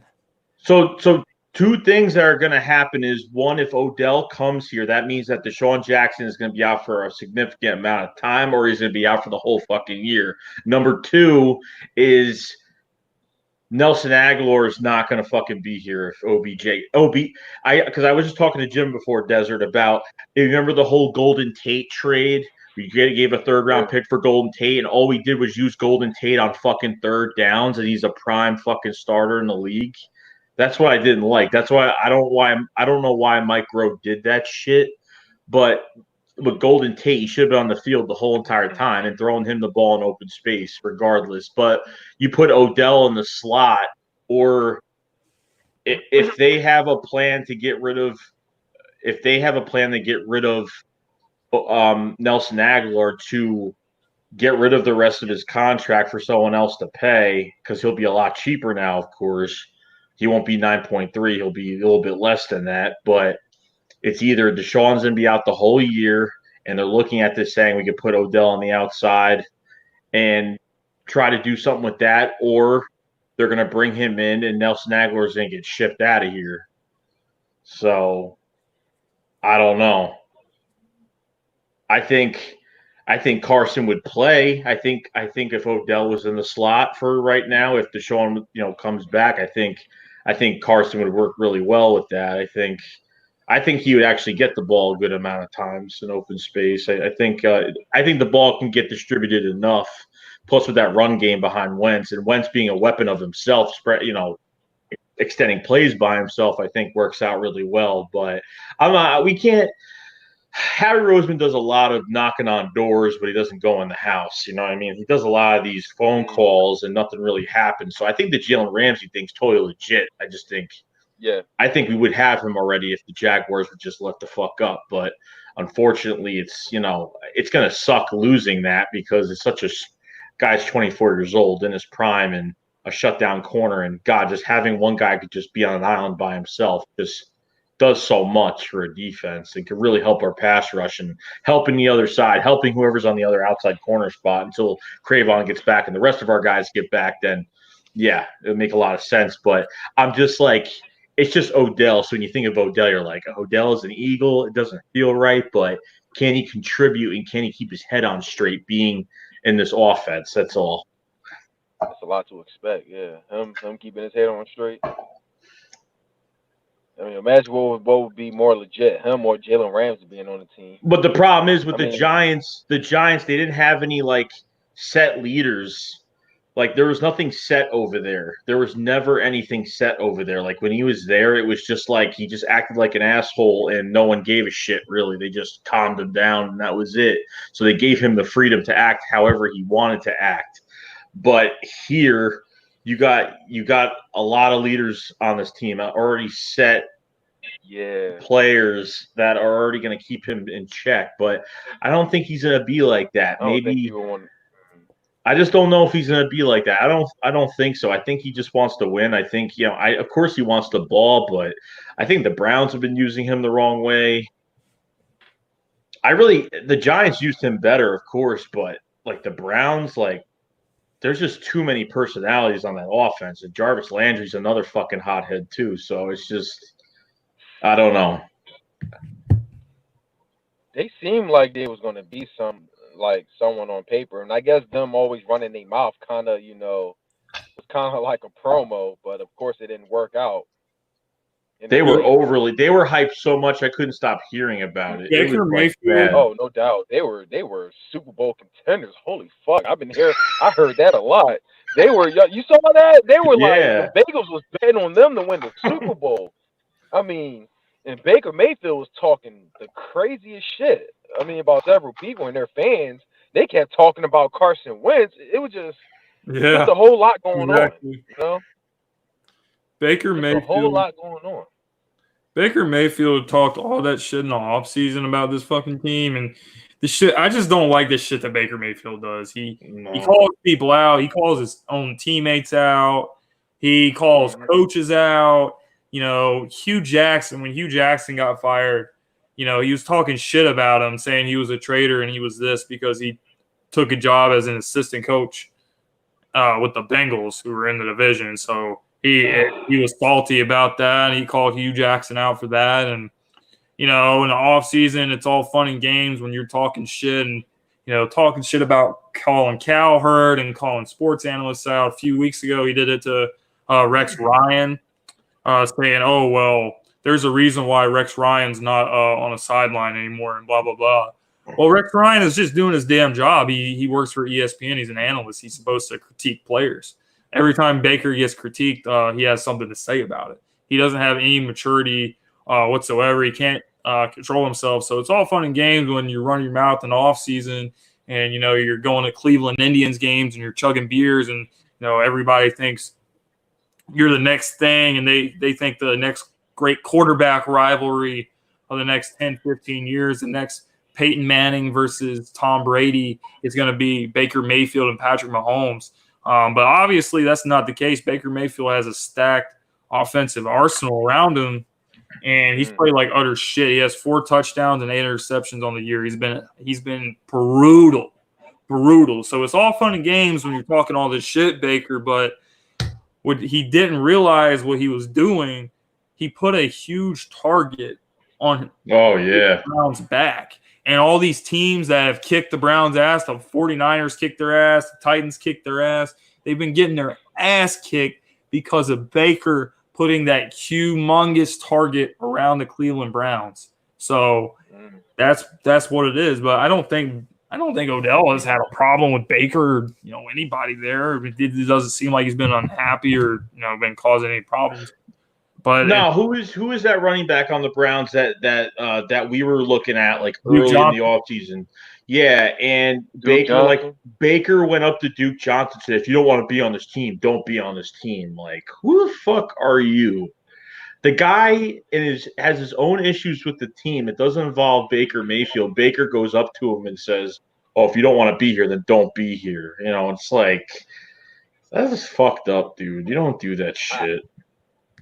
It's like, I want to say this about it. It's like, okay, Baker Mayfield, all right, it seems like he's a straightforward person. He's keeping 100. We all know that. But, yeah, I mean, in a way, I guess I could say I understand why you say Hugh Jackson is a traitor. I mean, this is something you would say as a fan, but when you look at a person like Hugh Jackson, how can you be mad that he's going to the Bengals when Hugh Jackson is trash? He was supposed to be the best coaching signing, in 2016 when Doug Peterson was the worst. I mean, while Mm-hmm. Doug Peterson won a Super Bowl that following year, Hugh Jackson only got like what 2 or 3 wins out of what 30-something games. So I I mean, actually think how he can you only be won one mad, game. huh? I actually think Hugh Jackson only won one game. I think it was only one game. Yeah. One. I guess it was one game. He had RG3 as the quarterback too. But how can you be mad at someone like him? When he's on a team that's not any better either. But I mean, that's just something you just don't say on the air. I mean, likewise with the Rex Ryan. I mean, I understand how Baker Mayfield feels when someone say you're overrated as hell. I mean, but you don't say something like that on national television. I No, if mean, that was like a Carson lot of Wentz, he players. wouldn't have listened. If that was Carson Wentz, he wouldn't have fucking. He would. They don't like our team. They don't go by this outside noise like that. Like you pay attention to the outside noise, it affects the inside of your team. You're supposed to use that as bulletin board material. Just motivate you to get better. Like the only way you can shut a person like Rex Ryan up is by playing better. That's just how it's supposed to be. Like Carson Wentz, like you said, Carson Wentz has been criticized several times. Like when he lost against the Falcons and the Lions, it was supposedly his fault. He was overrated, but instead he played Yeah, a winning team such as the Packers. He was the underdog in that situation, even though he threw 160 yards. But in the end, he got 3 touchdowns. He still shut hella Mm-hmm. people up. 160 yards, if that's all you need to win the game, that's all that matters. He shut those haters up. yeah. Baker I mean, Mayfield in that situation, I mean, he would not last in Carson Wentz's shoes with that situation. no, I mean Carson Wentz is not like Baker Mayfield. Carson Wentz Not at all. has a Not at all. he has a good head on his shoulders, and like, do you know how many times fucking Skip Bayless has got on TV and talked about Carson Wentz, and he says the cringiest shit ever about Carson Wentz. He calls him Carson Wentz, like as in WINCE. And he does corny shit like that on the air, and he constantly like discredits him. If Skip Bayless said that about Baker Mayfield, the things that he says about Carson Wentz, oh boy, like Baker Mayfield would be fucking pissed about that. But Carson has a good head on his shoulders. Baker's not. I think Baker has a lot of insecurities. I mean, Colin Cowherd, he pretty much told Baker like it is, and he invited Baker to have it on his show, and but Cowherd pretty much went into the Lions' den against Baker Mayfield, and he didn't back down from it. But Baker is so sensitive when it comes to the fucking media criticizing anything on the Browns, anything that he does, anything that he says. He has a fucking huge problem with it. Yeah, fucking Rex Ryan said you're overrated as hell. People are gonna do that. It's the business. It's their job. He's an analyst. Sometimes analysts say shit like that, and you have to deal with it. It happens to all players in the league. All players in the league get criticized, but not all of them have to respond to every single fucking comment that's made about you. Baker Mayfield, he has to respond to every single fucking comment that's ever made about him. So it's pretty much a complete joke, in my opinion. Yes, when someone said he was like he is low key Johnny Manziel, I was like, wow. I didn't see it at first, but starting to see it. I mean, yeah. I mean, as far as him and Carson Wentz, man. I mean, I officially realized Carson Wentz is a true leader after when that one I don't even know what that one guy name is, but apparently he was saying that Carson Wentz wasn't a leader. Yeah, I know. Players saying players didn't like him. He was selfish and all of that. I mean, we all know how Carson Wentz reacted to it. I mean, he pretty much, even though he wasn't at fault for it, but he still took the L anyway and said, you know what, he's got to do better. I mean, you know what, Carson Wentz is a true leader for that. Mm-hmm. But yeah, Yeah, Baker Mayfield's situation, he would send a whole fucking army to that to that guy, with a lot of heat and everything. Um, Yeah, but yeah, I mean, all I gotta say is if you don't have Baker Mayfield on your team, you ought to be blessed. I mean, I sure am. it's like and Baker Mayfield's. I mean, I guess the only advice I would say for Baker Mayfield is that he's got to turn the TV off. Like, don't follow ESPN unless you win it. I mean, don't follow ESPN. Delete your social media because it's like you say, he does not take comments very well. He does not take comments very It's well. sensitive as hell. I mean, and as far as the things he's been saying about his teammates, Duke Johnson or OBJ calling out Giants fans. I mean, see, it's one thing if it's coming from us Eagles fans, what we say about Giants fans, but Baker Mayfield, on the other hand, he needs to stay in his lane, bro, because he asked for it, man. He's one of those people that when you keep running your mouth, it's like you say before, you're like it's all gonna bite you in the ass in the end. It's Right. all gonna bite you in the ass in the end, man.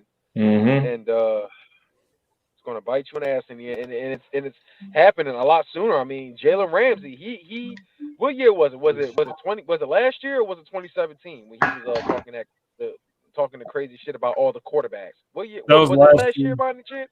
That was last Yeah, year. He pretty much called every single quarterback trash except for he said Deshaun Watson and Carson Wentz are going to be battling for MVPs, and he was like, "Oh, Aaron Rodgers is good, Tom Brady's good," and then like for the other 27 something quarterbacks, he's like, "Trash, garbage, trash, you suck, you're a scrub." He went down the list of all the quarterbacks, but yeah, yeah.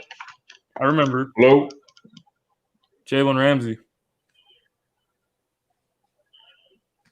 And called what was the final score when they went against the Hello. Cowboys? like 42-7 or some shit. Oh man, yeah. That's that's what happens. Remember, yeah, when he was talking shit about Dak Prescott, and that's exactly what happened. Yep, you're right about that. Bulletin board material. That's Mm-hmm. exactly what happened. I just realized that, but yeah, that's why you can't be saying what you say on the media. I mean, Baker Mayfield. I mean, it's like I would say I respect that he's a man that keeps it 100, but at the same time, you can't go on national television and say stuff like that. I mean, you can say what you got to say about your players in the locker room, but you don't go on national television. You don't say what you got to say about Rex Ryan or Duke Johnson or I mean Giants fans or all that type of stuff. I mean, just I mean he he would not last in our locker room if he was doing that type of shit. Oh He hell would no, not he last wouldn't in our last. locker room. He wouldn't last in Philadelphia, period. Because if Baker Mayfield talked all the shit he was talking the whole offseason, and then he came out and played like he's played in the first 5 games of the season, these fans would be ripping him a brand new asshole right now. It wouldn't Oh, he even wouldn't be, last. it wouldn't even be like there would be no remorse at all. Like he Oh, he would just would be not getting last at destroyed. all. I mean, He would be. you think fucking Go ahead, Joe. I'm sorry. if you think Stephen A. Smith's being hard on him, Philadelphia talk radio would make him go into like a severe state of depression.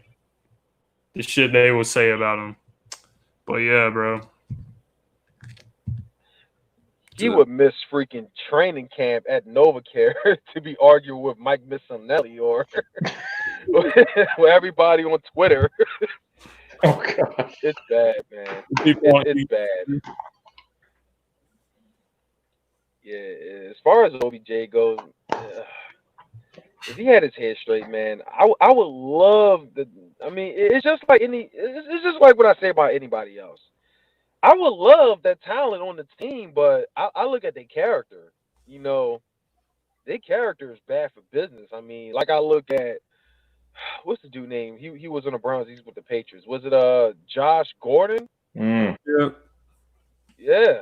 I mean, guy's very talented, but his character is a problem. I Smoke would love weed that on every the team, day. Smoke Smoke weed. weed every day. smoke weed. Smoke weed every day. Oh yeah. Oh yeah. The whole problem with that, man. I mean, Josh Huff. Remember that situation? Oh God. Josh Puff, because he's puff passing. Puff pass. What an Hollow idiot, bullet. bro. That guy's a Everything. fucking moron. Yeah, we said on the media. He got fired he got cut like what? Not even an hour later. He got fired on his day off. He got fired on his day off. He was He got going fired after. on his He day was off. going after that after practice. After he came. After he went. He practiced and they interviewed him I watched it and I remember he said, "Oh, what NFL player doesn't have a gun?" And I said, as soon as he said that, I was like, that was wrong. That was like the wrong thing to say. And after that, he was out. He was done. Oh, remember who was the other corner? The other guy we signed, we traded Torrey Smith to the Panthers and fuck that. Oh, Bro, I remember the guy you're talking Darren about. Warley? Yeah. Warley? Is that what it was? Yeah. Oh yeah. I'm like 6 o'clock in the morning. I'm like, what the fuck just happened? Yeah, he was like, I think didn't he have a gun? And he was like drunk at this. I don't know what the hell happened. I forgot what Apparently happened. he was sleeping. I think it was like on Patterson Avenue, something like that. He was sleeping. Cops woke him up, and they pulled him. They asked him to come out the car. He was resisting and all that type of stuff. And yeah, and that led to him getting cut. I don't know. I think he lied to the team or something. I don't know. He was cut. All I know he was cut all that same day of that situation.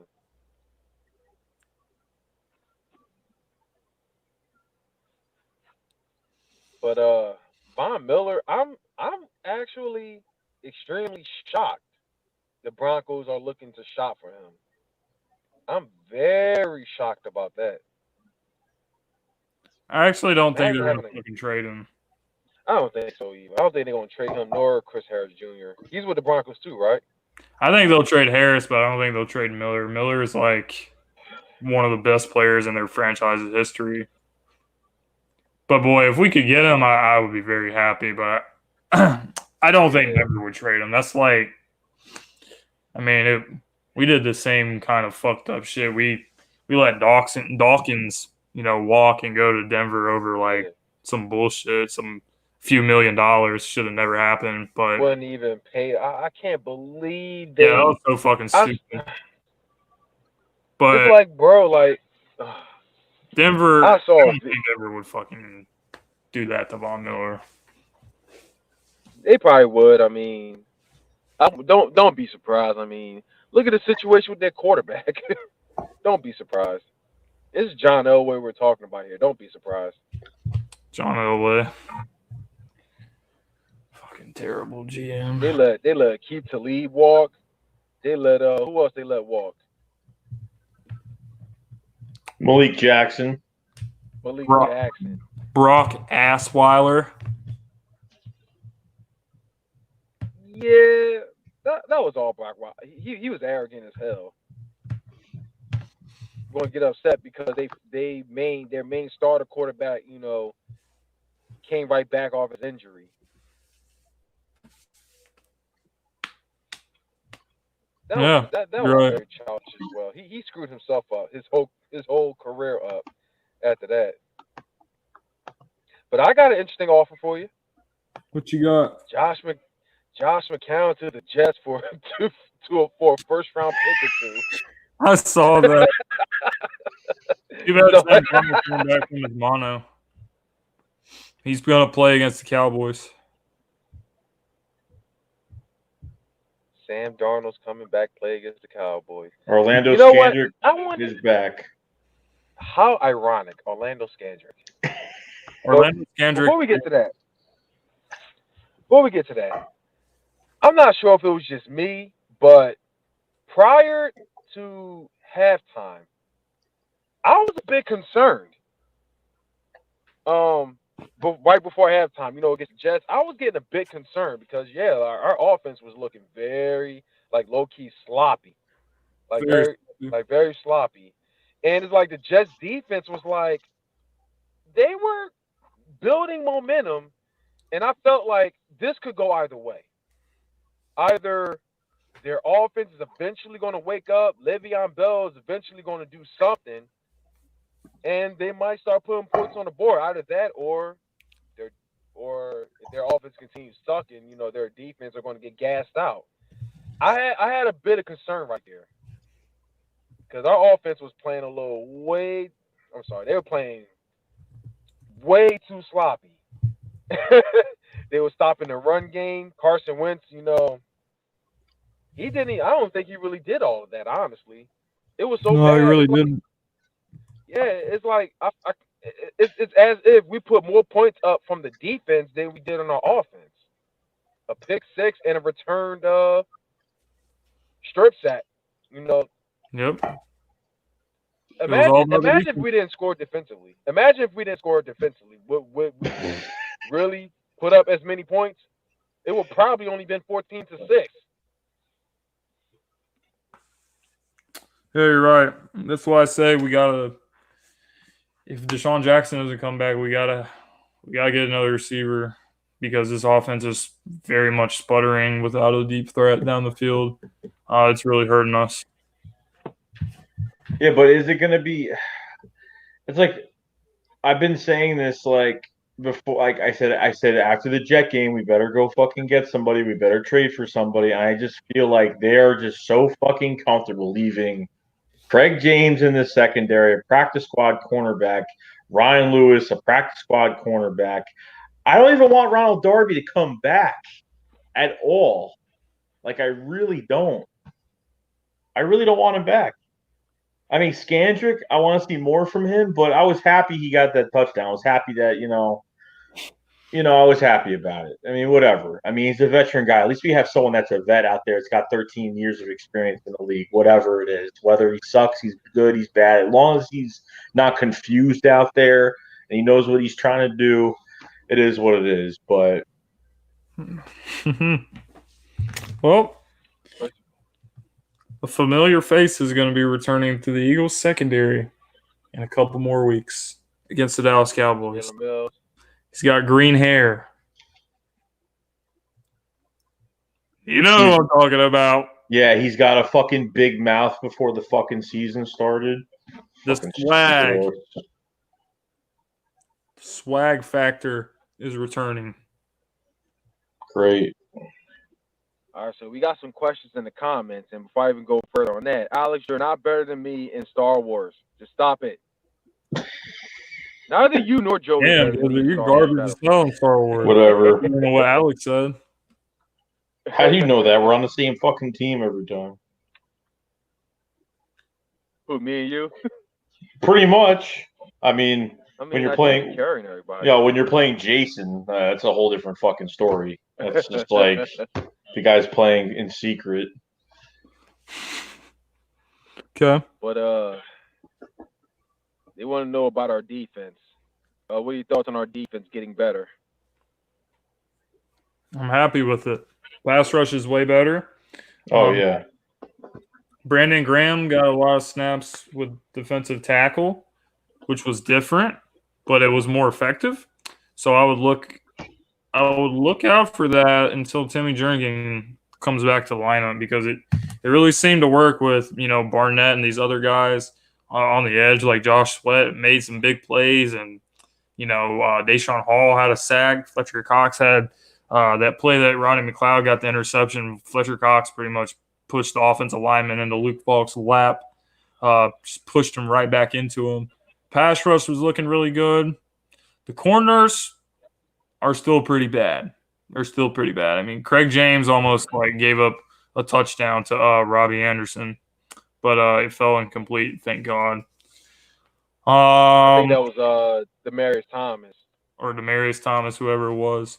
Was it one when he was wide open, but the ball slipped through his hands? Something like that. I don't even remember, but it was number 39, Craig James, and Ryan Lewis. He's the one that's responsible for the muffed punt on the special team, so he didn't know what the fuck he was doing either.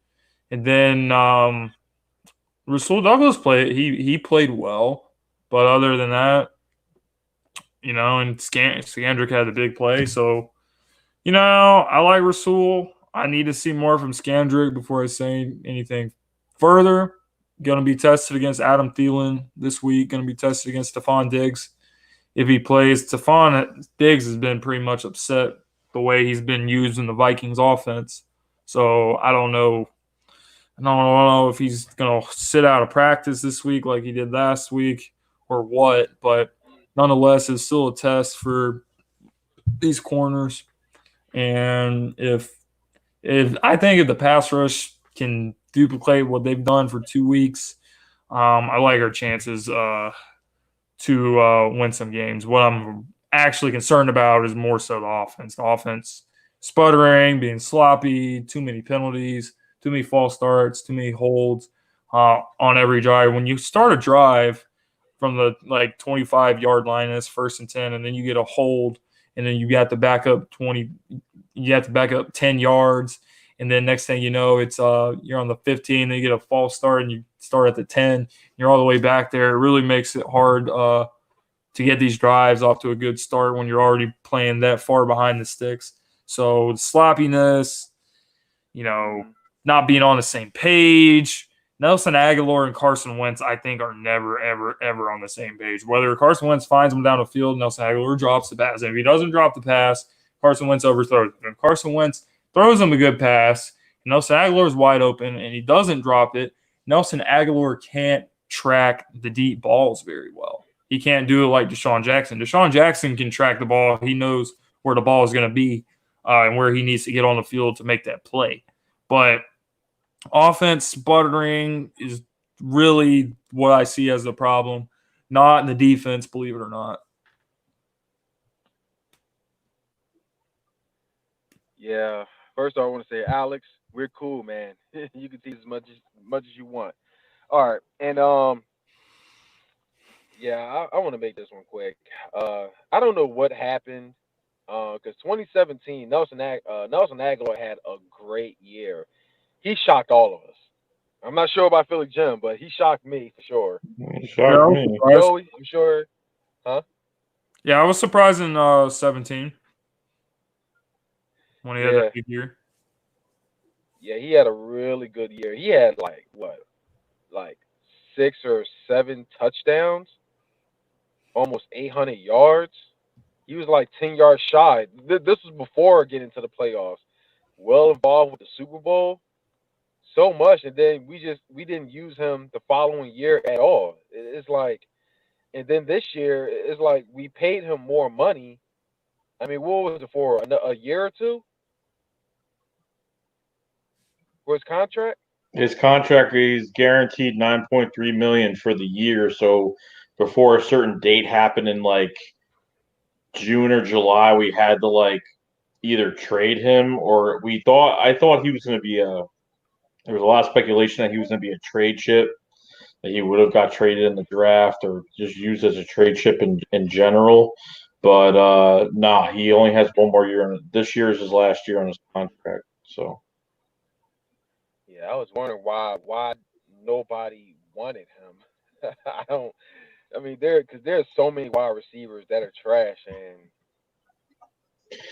honestly, I think Aguilar is just a product guy that needs good guys around him to be successful. Like in even the Jets game, he the one that down the field he got held by Tremaine Johnson because that ball was in a perfect spot because Aguilar would have been in that spot, but he got held, he got grabbed, and when Doug challenged it, it didn't override. So, and then he had that one good catch in the middle of the field, ran up the field for a little bit. So, I they think he's missed the just defensive holding right there.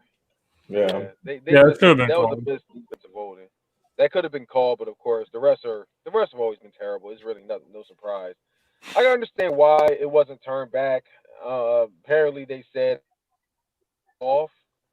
Like if Carson Wentz threw the ball, a lot sooner, and and they held, that would have been pass interference. But in the end, the ref still. I mean, if you could challenge a defensive holding, then yeah, that would have been the call there. But I don't know. I don't know what's going to happen with Nelson Aguilar at this point. Um, I don't. Man, we drafted Mac Hollins. It has not been looking good, honestly. JJ Whiteside, I kind of forgot he was on the team this past game. Uh, who else, man? Alshon. I mean, our offense have gotten better thanks to Alshon coming back. Yeah. And at this point, I know we was all complaining that we use Zach Ertz a whole lot, last year, but now it's like I don't even care anymore because it seems like he's the only one besides Alshon that's catching the ball and we're getting first downs. So it's like if it's helping us win the game, I don't even care anymore. If these wide receivers do a better job in catching, then maybe Carson Wentz could trust him a lot more. I mean, he gave so many people chances. But oh my God, week 2 and week 3 was heartbreaking to watch. So many catches dropped. We could have won, but we shot ourselves in the foot. We should be 5-0. But hey, absolutely, we should be 5. We were a catch short from being 5-0. A catch short. Of course, it's excuses if you're not an Eagles fan, but it's the truth, though. And yeah, and being as though we're the ones who actually saw the game, but yeah, I just don't know. But and coming to this game, going to the Vikings, I mean, our pass rush is one thing. I don't know which one to be, to really, be worried more about our pass rush or our run stop because they got Dalvin Cook. Maybe we can stop Dalvin Cook. Maybe there's a good chance. We're number one. Maybe there's a great shot. We're number one at stopping the run game this year. So that's what I was going to say. Yeah. But this game, you pretty much have to stop Dalvin Cook because that's pretty much what opens the rest of their offense, the play action game. But the Vikings passing game has not been very good this year, and Kirk Cousins hasn't been very good this year. So if you stop Dalvin Cook and you stop that running game from the get-go and don't give up any big runs, I don't think Kirk Cousins can beat us. Not this time, not with the way he has played this year. So I think what it really comes down to is this Eagles offense has to show up. Cannot be doing the shit that they've been doing. I mean, we got away with some bullshit that we would not have gotten away with it if we played a team besides the Jets. But what I'm going to say about the Eagles wide receivers is that sooner or later, Carson Wentz is going to start losing confidence in these guys to make plays for him. It's just going to happen. So the only two guys that he can really – he's getting to the point where the only two guys he'll throw the ball to is Alshon Jeffrey and Zach Ertz because they're the only people that can make plays. Even Dallas Goedert has been dropping passes that I can't fathom why he's doing it. He's had some bad drop passes. Aguilar, you can't depend on him. What else is he supposed to do? We have to run the football, and we got to depend on Ertz and Jeffrey to make plays. So I really think we need another wide receiver. I want DeSean Jackson to come back, but he's expected to miss more than 2 more games. Then we got to do something. That's pretty much what I have to say about that. It kind of now I think about it. Okay, Dalvin Cook has been very dominant by far in the run game, but the question he's a leading rusher. He's a leading rusher. All right, so here's my thing. Here's my question though. I know we had the number 1 stop defense, and we went against Darius Geis. I thought Darius guys did a little something, but then I realized, it looks like he didn't put out as many yards after all. I mean, of course, it doesn't count if they do screen passes, which we did force a lot of teams to do. But we went against Darius guys. I think Devontae Freeman was he playing in week 2? Yes, he was. Yeah, he played. Yeah. Him and that backup of not backup, who replaced Tevin Smith, or his last name Smith as well. So they both played. Week 3 was the Lions. Was it the Lions? Kerryon Johnson. Kerryon Johnson. He didn't really put up many yards. Week 4, Le'Veon Bell. Le'Veon Bell was the best running back we went against by far. We played Aaron You know how Jones. many yards Le'Veon Bell put up? We played Aaron Jones the week before against Green Bay, and he went off against the Cowboys, and the did? Cowboys have very good defense. Mm. Very good defense. So, But the Packers also got a very good defense. And how the hell did fucking Dak Prescott put up over 400 yards against that? But then I because they also were know down. he did throw almost 50 times. Huh? Because the Cowboys were down 31-3 in the middle of the third quarter, and the Packers just stopped fucking playing because they thought the game was over. Well, I guess look at it this way. Not that it means anything, but at least we're not the only team that gave up 400 yards to freaking Dak Prescott. Well, that's one thing to look at, but That's in the past.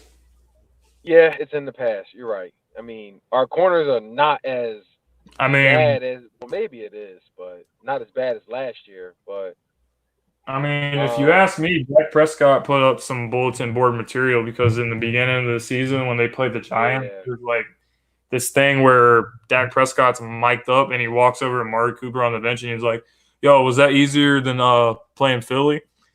So I remember that. I think when we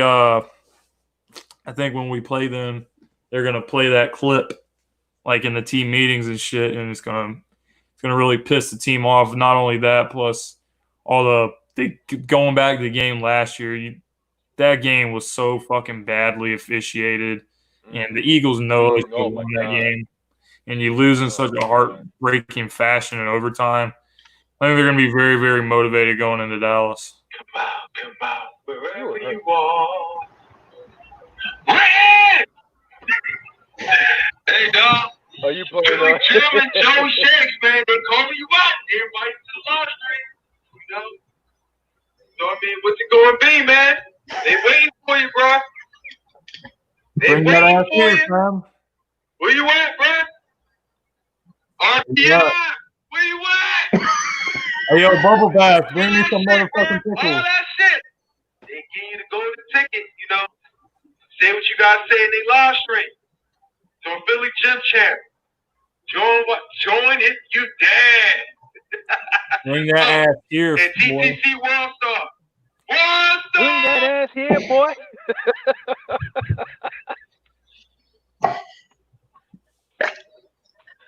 I kind of forgot I made that video just now. Yeah, I saw it on my recommendation. I'm like, what the fuck is this? Yeah. And thank you for shouting out the new channel. Appreciate it, dude. Yeah, thanks, bro. Oh, of course. Yeah, of course.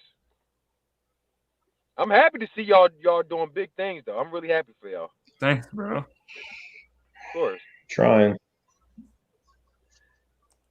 Hold on a second, fam. RPF, where you? Alex the Ghost says, RPF, where you at? Sleeping in fried chicken stuffed pillows. Oh, shit. Hope you like the second one I made.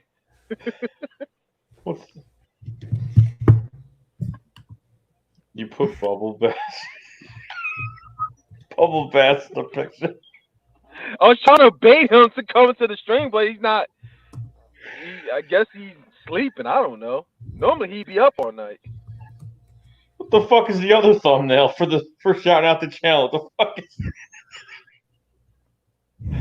Humpty Dumpty? That's Humpty Dumpty.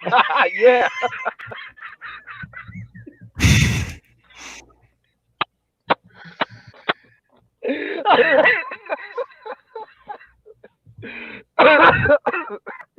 Oh shit.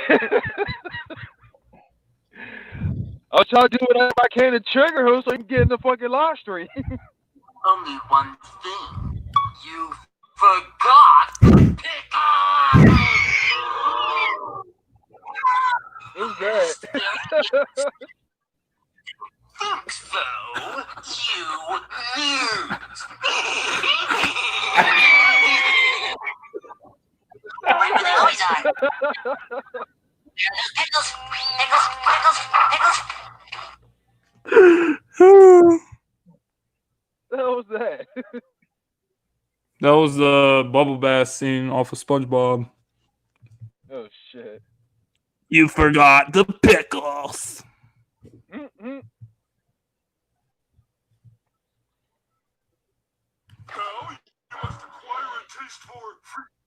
Okay, hold on a second. It's been about 3 years. 3 years. It's been about 3 hours, hasn't it? It sure has been. 2.5. Oh shit. 2 hours, 5 minutes. Jesus Christ. There's a butt in your gym. There's a butt in your gym. There's a butt in your gym. There's a butt in your gym. That's top dog. Destroy.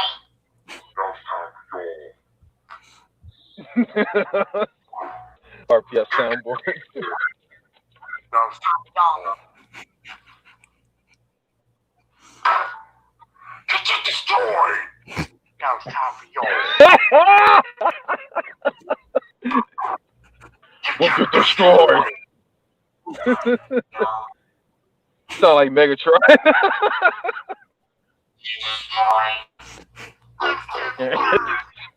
Oh my God.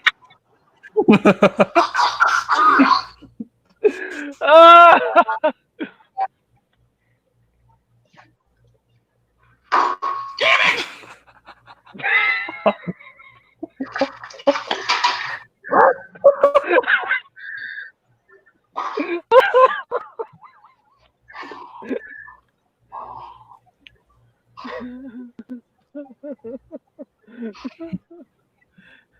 Come on, white boys! I'll fucking beat that shit out of both of you! You fucking pussy pricks!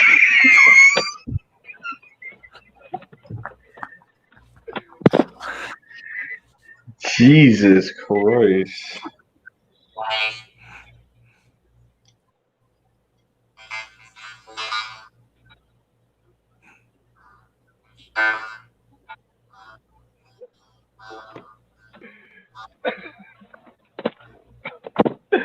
Oh shit. Oh God. Should put mine on. I think you have to go on the live stream. You should put mine on. Okay, hold on a second. That was fucking crazy. It had me in tears.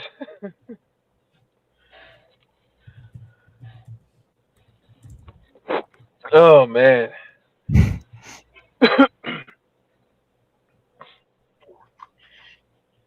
I'm not trying to like EDP. What the hell are you talking about, Joey? I don't know what the fuck it is, okay? Now it's starting to piss me the fuck off. What's your problem? You think I'm trying to like EDP? First of all, that's a fucking insult. Saying I'm trying to like EDP, but I'm the one who's positive sometimes. I keep it fucking real. I'm positive and negative. EDP's overly fucking negative. Why the fuck you saying I'm trying to like EDP for? He's overly fucking negative. You see me being overly fucking negative all the time?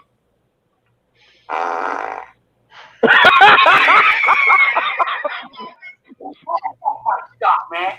I'll kick his fucking ass. He kick my fucking ass. How about this, guys?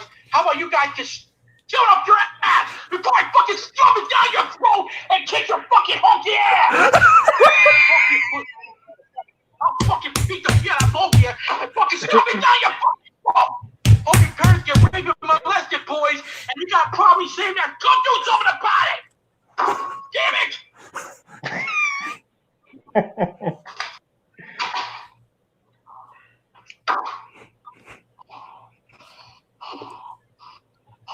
That's a screenshot right there. That was a screenshot. Come on, white boys, I'll fucking beat the shit out of both of you! You fucking pussy pricks!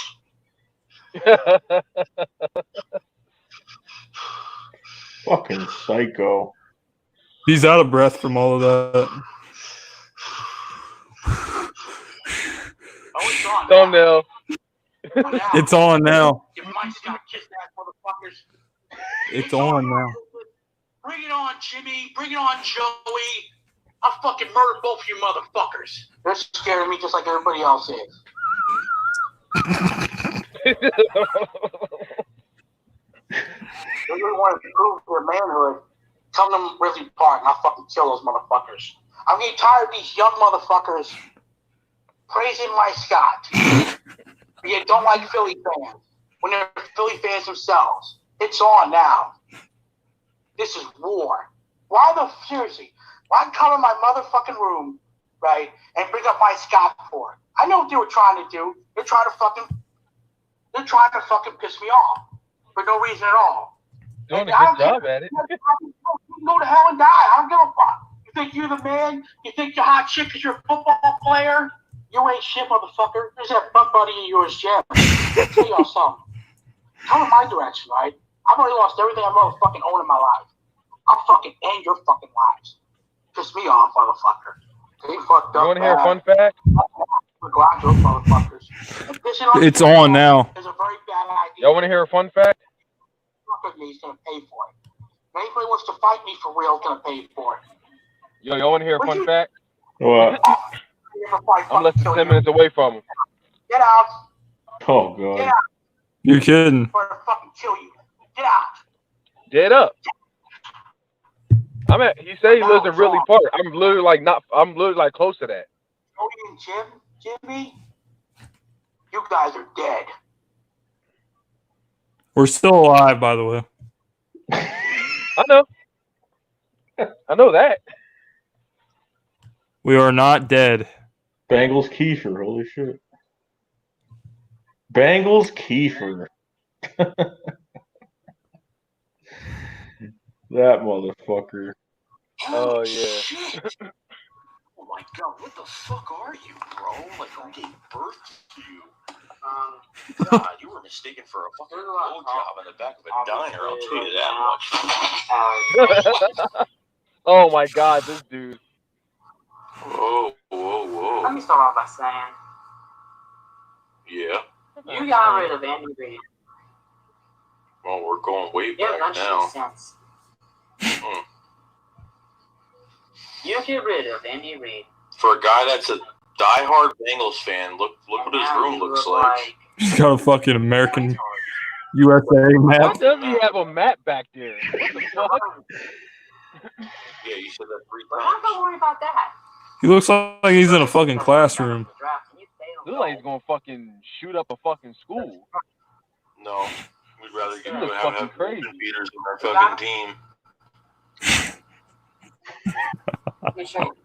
Oh, hold on. He looks like Andy Dalton's redheaded stepchild. Why does he have a fucking United States map back there? Oh, he's got. Look at this shit. He got the whole 7 continents in his fucking room. Why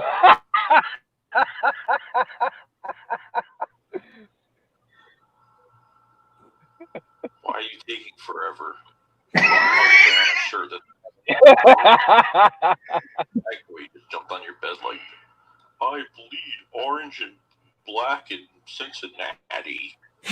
Who knows about that? Talk about He's this. bleeding pink. Whoa, what an Why entrance. the fuck? What an entrance.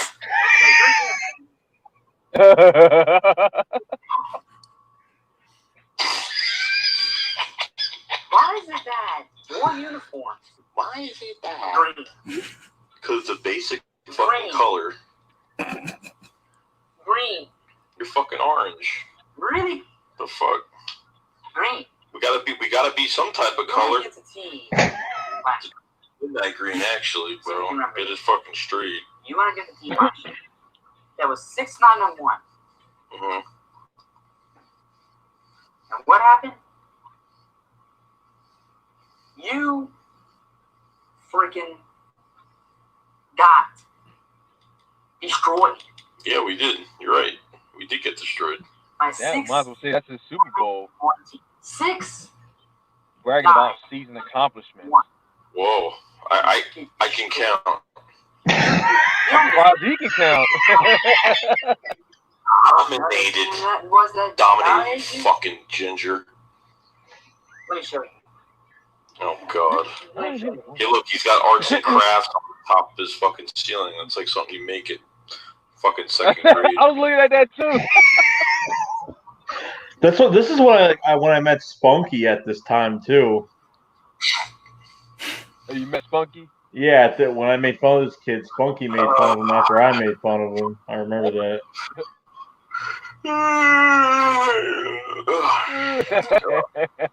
Jerked off and went to sleep already. Oh, now you got the jersey?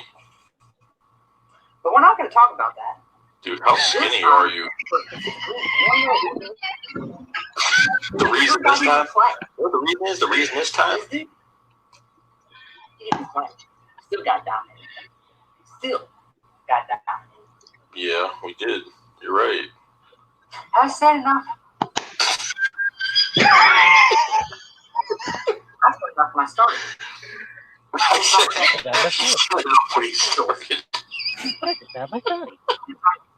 You ready?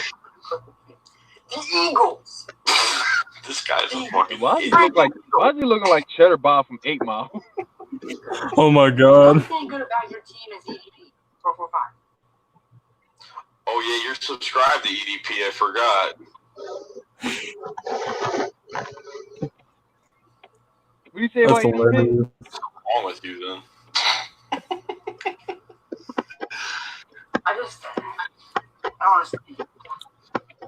You have nothing to say. But I like it. But seriously though, your team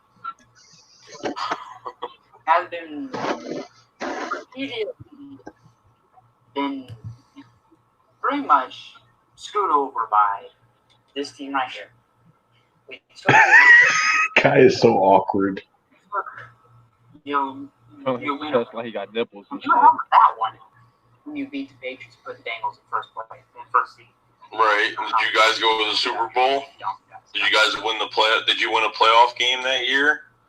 Clearly he didn't. He's not even witnessed the playoff. You got he just changed the subject. He just states something, then he changes the subject.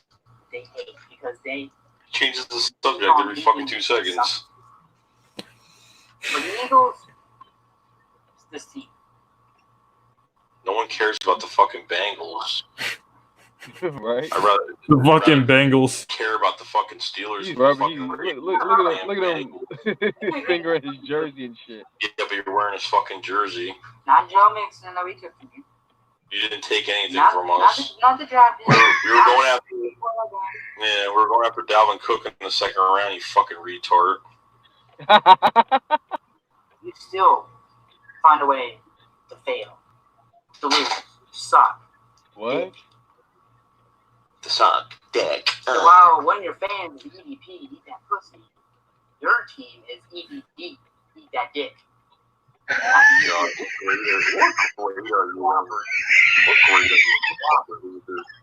And Tropper, I'm making a word. Yeah, because you can't make a video for your fucking life. Saying crushed, slammed, smoked, it's worse than that. When you fail to do anything right, every single freaking year, you have one good game. Look how beating he's the Patriots. talking.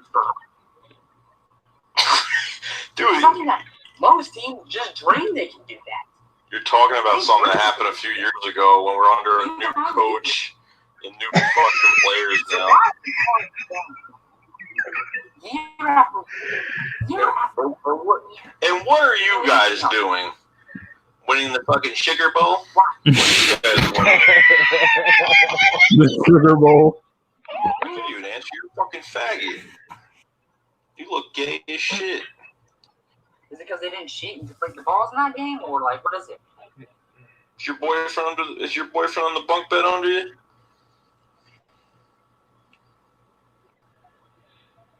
I don't know. I'm speechless. You said nothing this whole video. At all. What the fuck is he even doing? I don't know. He's a pass dweller. A fucking pass dweller. Saying nonsense. You know, he was disowned by his own fan base that same time too. You can't make a fucking video. He's like the You Bengals. can't make a video. He's like the Bengals Eagles crazy. He's like Bengals crazy. Bengals crazy. You made no points. You just talked about Andy Reid like 3 fucking times. Chant cat.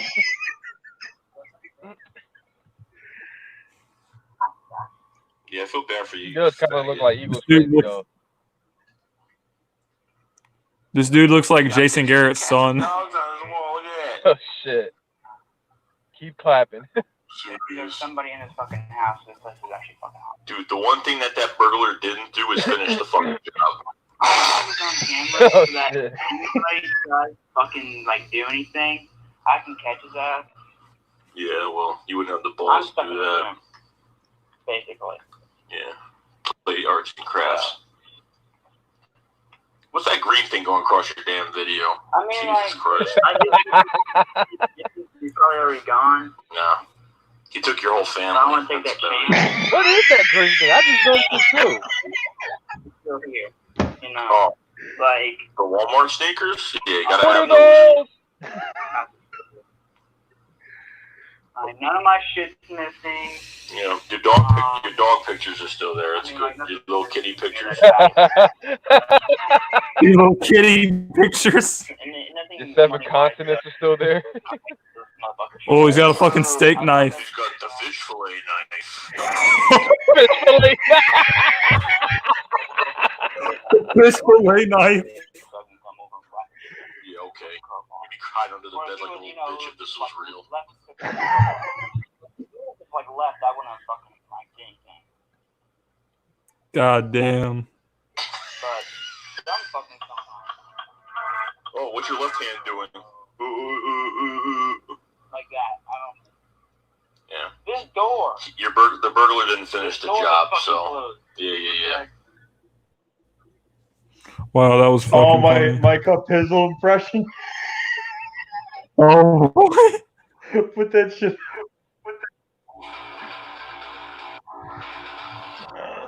All right, here we go.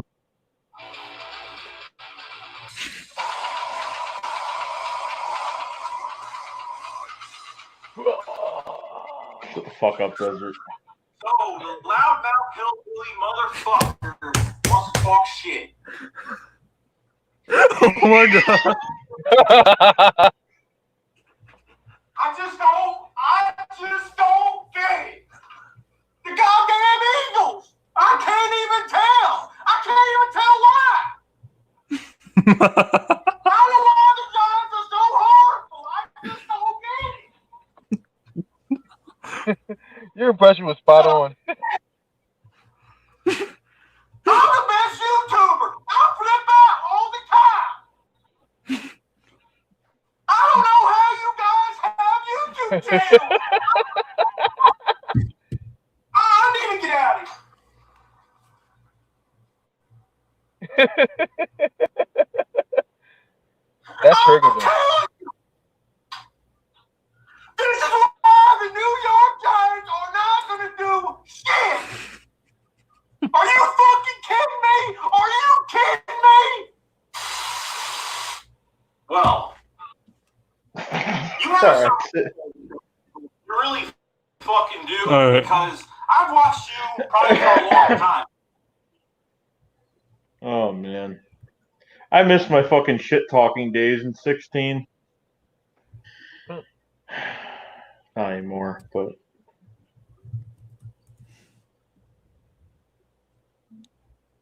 The fuck? The fuck is that? Bro, I thought Yoga? I think camel toes in my video would pop up. Yeah. Wait. Let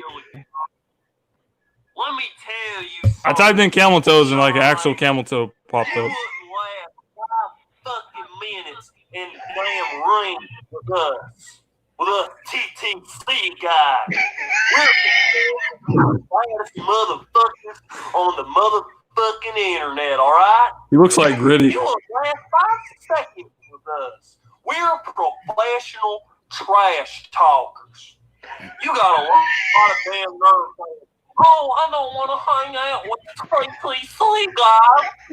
Hold on a second, guys. I need to light me a menthol real quick. 17 years old, and you're sitting around here talking like you got the wisdom of the fucking gods and shit. Get your ass up, Billy James.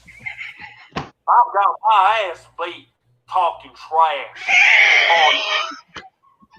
Put some damn respect on my fucking name, all right? That was one of my finer moments.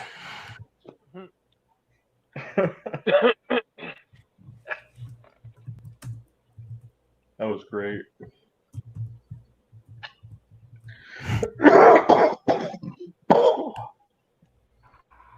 Andy Reid. Oh my god. My nigga, you feel me? Step the fuck down. Look at his eyes. Head coach. What's Spunky talking about now? You are on a direct fucking collision course with fucking up Patrick Mahomes' motherfucking career, my nigga. You feel me? First off, bitch, you can't have a motherfucking has-been. Well, scratch that, my nigga. You can't be a has-been if you were a fucking never was, my nigga. You feel me? So, do yourself a favor, my nigga. Step the fuck down, you goddamn never was, you trash-ass choking motherfucking head coach. You can't have a never was trying to coach a motherfucker that's already arrived in Patrick Mahomes. You feel me? Patrick Mahomes, are you black? Because if you're black, you're already... You feel me? And I ain't talking about this Russell Wilson, Marcus Mariota shit either. You know what I mean? So, well, I take that back. Patrick Mahomes, my nigga, you might win a title, you know what I mean? Because you aren't completely black, you know, you could fucking pass for, Russell Wilson, a little bit of Marcus Mariota, maybe, you know what I mean? A little bit of fucking Marcus Tuiasosopo. Step the fuck down, Andy Reid. Because Patrick Mahomes, if you're watching this video, you ain't gonna win a motherfucking thing with Andy Reid as your fucking head coach. And even if you do get to the goddamn Super Bowl, that fucking piece of shit is gonna blow it. My nigga. Hey, trust me, bitch. I think let me go ahead and stand right here. Trust me. What the fuck I'm talking about? I've had to deal with that fucking faggot coaching my squad, putting me through hell for up teen motherfucking years. So I think I'm qualified, my nigga, to fucking elaborate on this goddamn subject at hand, my nigga. Patrick Mahomes, if you knew any better, you would get the fuck out of Kansas City right the fuck out, man. Get out. That video's great.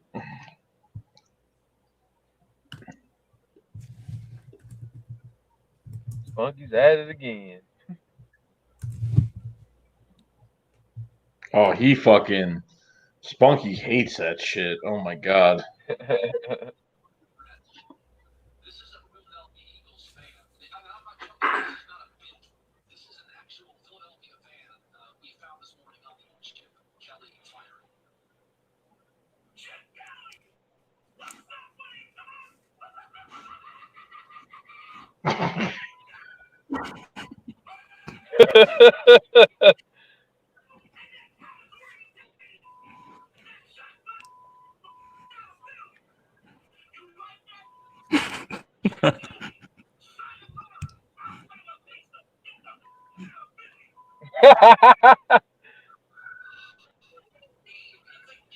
sure Chick Kelly saw that one too.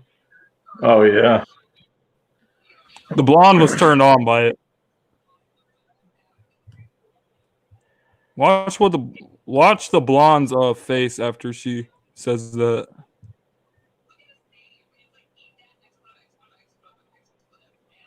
Look at that right there. Right there.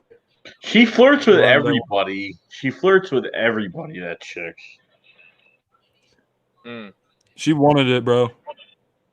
Yeah. She really wanted it.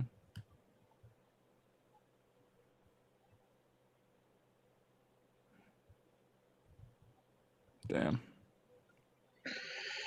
Hoi, hoi. Well, that was pretty fucking fun. Desert, were you sleeping? Are you Breaking Bad right now? What the fuck you doing, bro? You running a fucking empire right now? Are you a hitman? Yeah. You outside RPF's house? I was thinking about going there. Yeah. Oh my God, Joey, it's true.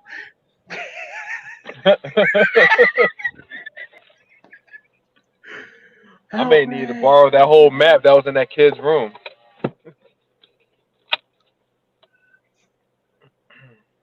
You hear like, Desert, you all right?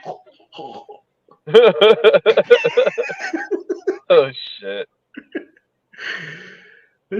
What are you doing? You're I don't know what the fuck you're doing. Never mind. My car. Yeah. Are you Yeah. like what are you doing? What do you mean what I'm doing? Well, why are you sitting in the car? What are you doing?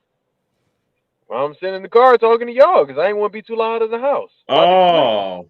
Yeah. I was like, just sitting in the car. Usually you're driving. I don't know. Yeah. No, I was home. She'd be like, shut your ass up. Yes, dear. Yes, dear. Yes, dear.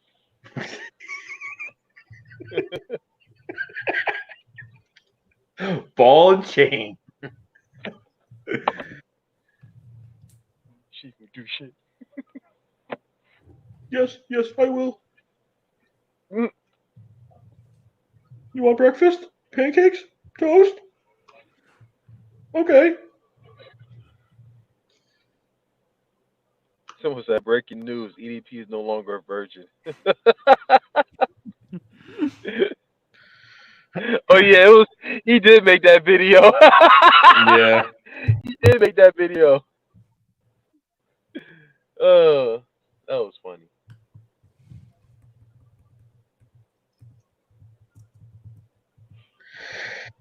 I bet he was mad at that Spunky 445 video. Oh God, yeah.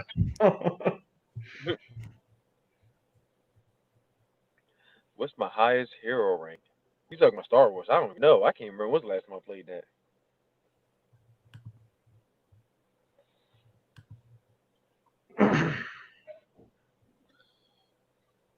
I bought it on 2 consoles, so I don't even fucking remember which fucking thing I am. I think I'm close to level 50 on my other account, on my Xbox account, before, someone got rid of their fucking Xbox. Yeah, Billy Jump. That's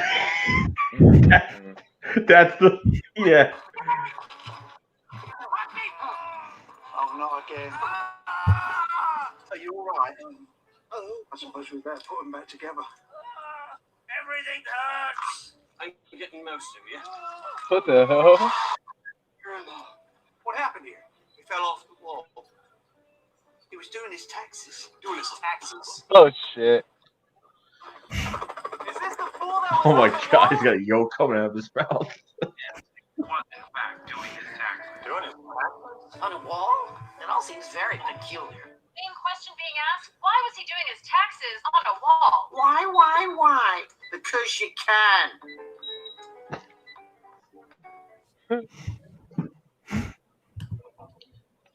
So funny. Yeah, Alex, we'll play soon.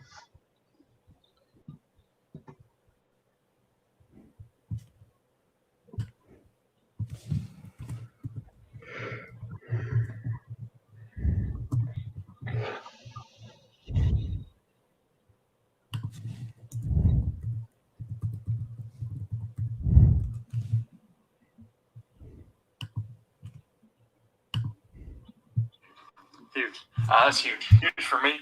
Huge win for us. Not a huge night of that, and it's huge. It's huge. It's huge for us to get it rolling for sure. We're getting that was big. It's huge. It's huge. Like I said earlier, the difference between going 2-2 and 1-3 is huge. Yeah, it's huge. Yeah, this weekend will be huge. Huge. Huge. Huge. Very huge. Huge. Very huge. Huge.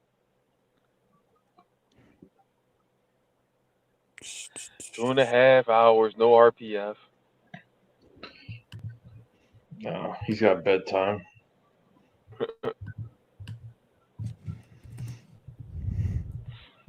Damn it! Damn it! Fucking pussy pricks. Your Mike Scott kiss ass motherfucker. Yeah, that's when I had a problem right there. Like, really? Like, your Mike Scott kiss ass motherfuckers. Is that from today? So fucking weird. So weird.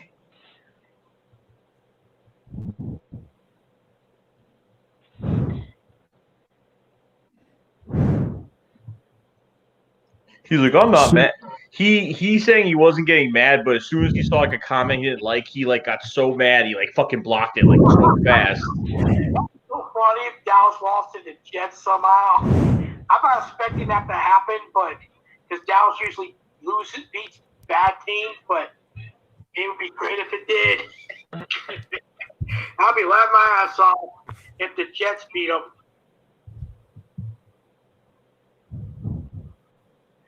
Well, hey, Ben Simmons made it 3 in the regular season. Let's see he makes it 3 in the regular season, Yeah, I heard something say if Darnold's playing this week.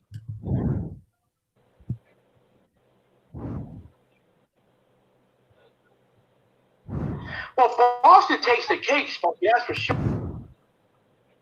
There's been a lot of Eagles YouTubers coming out of the woodwork.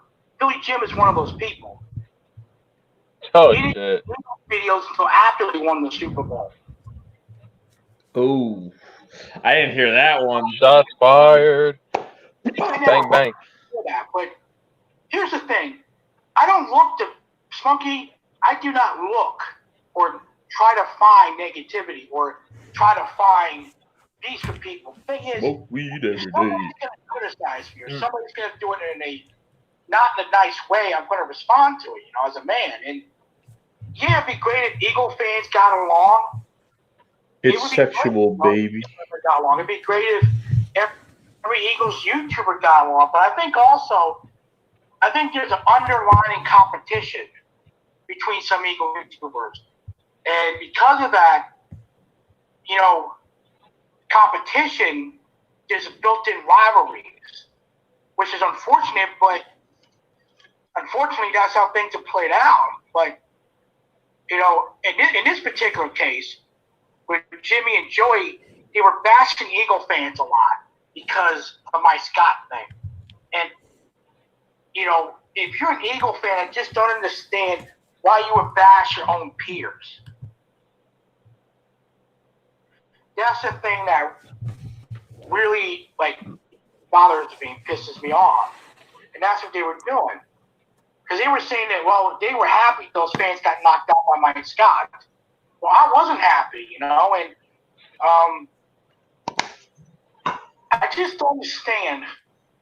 Eagle fans are bashing Eagle fans. And that's what they were doing. And we're supposed to be a united front. And it is a shame that there's a civil war, there's a faction. All right, I want the bells. I'm tired. All right, bro. Let's see you, man. All right, man. I'll take it easy. All right, bro. See you, bro. There's some people you're going to get along with, and there's some people you're not going to get along with.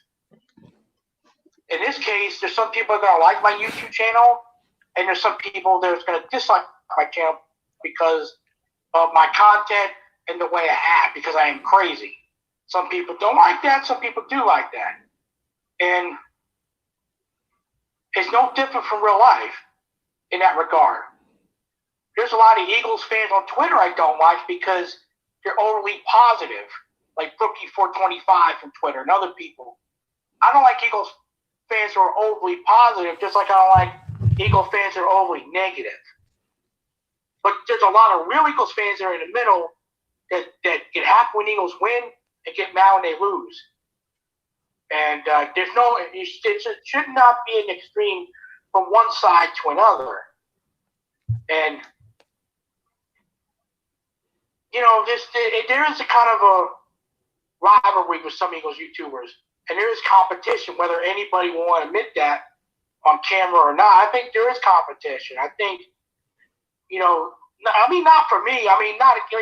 Philly 500 to me is the best YouTube channel ever of any Eagles YouTuber. No one's ever going to be number one. I think there's a competition. There's an underlying competition to see which channel can be better than the other person's channel. And I agree, Spunky. It's unfortunate. It is.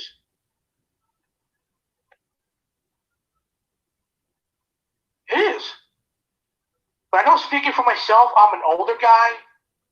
Being 38 years old, I'm almost 40. I'm almost in my 40s. And 500's already in his 40s. We're the oldest Eagles YouTubers there is. And, my philosophy and his philosophy are different from the younger generation's philosophy, how to conduct yourselves as Eagle fans. Now, I grew up in the old school. I grew up in the vet era. And that wasn't nice, going to vet.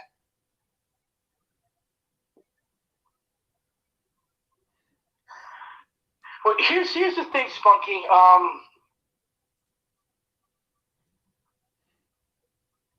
See, there's been rumors back and forth with this Mike Scott thing that fans are being racial to Mike Scott. But there's also people that said that they weren't. I refuse to believe that Eagles fans would ever be racial to any team's fan base, because why would they be? When 60, 65, maybe 70% of the Eagles players are African American. Oh, God. You know what I mean? So I don't. This guy is fucking stupid. Fans would ever stoop to that level and say racial things. I think, in my opinion, what happened was Mike Scott, who made a big mistake wearing a Redskins jersey. That's nothing I disagree with Joey and Jimmy and other people on. Mike Scott plays for the Sixers. Before this, Mike Scott was a popular Sixer player, despite the fact he came off the bench, because it was his Beehive movement or the Mike Scott Hive movement or whatever. And he's a Redskins fan from Washington. And he should have had better judgment not to go in the Eagle game wearing a Redskins jersey, because you're putting a target on your back. And that's what he did. In my opinion, he beat up those Eagle fans because he couldn't take his team getting teased and dissed. And I believe that's the reason why what happened is what happened. For why Mike Scott did what he did. To me, Mike Scott committed assault. Wow. And he should be sued for this. Wow. Wow. By those people, in my opinion. But, I just didn't appreciate certain Eagles YouTubers dissing Eagle fans and saying that they were happy to see Eagle fans get knocked out. I'm like, we're supposed to be an Eagles nation, right? We're supposed to be a brotherhood, right? So why would Eagle fans, YouTubers, want to trash Eagle fans? And that's the thing that really, really got me mad about it, Because I like Eagle fans, Again, I'm always the one, like when national media people diss Eagle fans, I'm always the one that defends the fans, But now I'm starting to think there's a lot of people in Philadelphia, particularly some Eagles YouTubers, that actually hate the fans. Yet they're fans of the Eagles themselves. And I don't agree with that. I guess I'm old school in that way, but, so what? I'm old school, I am what I am. Well, Boston takes the cake, Spunky, that's for sure. Boston takes the cake on racist fans. But I really believe the Eagles fans would never go there. I really believe in my heart They would never do that. Never. And if they ever did, they're pieces of shit if they did. But I don't think they would ever do that. Well, I mean, you know what I'm saying? Philadelphia fans can be accused for a lot of things. And Philadelphia is hated throughout the rest of the world. Because of that, I hate the rest of the world. Because they hate Philadelphia sports fans so bad, particularly Eagle fans. Eagle fans have been accused of a lot of things. But one thing I'm pretty sure there never will be is racist. Because if that happened, then that implies that they hate Fletcher Cox. That implies they hate Alshon Jeffrey, and they don't. Which means they're not racist. But Boston fans, absolutely. Boston fans are... This is how racist Boston fans are. Bill Russell, right, a long time ago in the 70s, I believe, had his number retired in private. It was a private ceremony. All right. Where Bill Russell had his number retired in the Boston Garden. It wasn't public. It was private because people hated Bill Russell. And Bill Russell... That guy... Now you guys know what RPF is fucking insane. He's fucking stupid.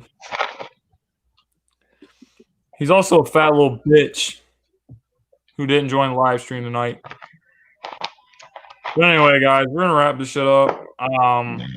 Thanks for hanging out with us. We had a lot of fun, and you know, we watched some videos and laughed out a lot of shit. And RPF. Next time I host a live, well, outside of last night, because that live stream's not for people like you. But when I do have another live stream like this, you are welcome to bring your cowardly fat ass in here and face me one-on-one. You won't fucking do it, though. But if you did decide to do it, door's wide open for you. Anyway, guys, in the meantime, Read and React will be on my channel tomorrow. Philly 500 will be our guest. Talking Eagles, Vikings. We'll talk about the Odell situation in a little more detail than we did tonight. Whatever other stuff, injury report, we'll see how DeSean's been doing this week. If he's any closer than Doug Peterson said he was. Talk about all kinds of stuff. In the meantime, please go check out the Twitter page. Please go check out the YouTube channel. The links to both of those will be floating around. So you'll see them either on my channel or on Joey's channel. Subscribe to Joey's channel. Anyway, guys, that's pretty much it. You got it. We'll see you tomorrow night. Peace out. Peace, guys.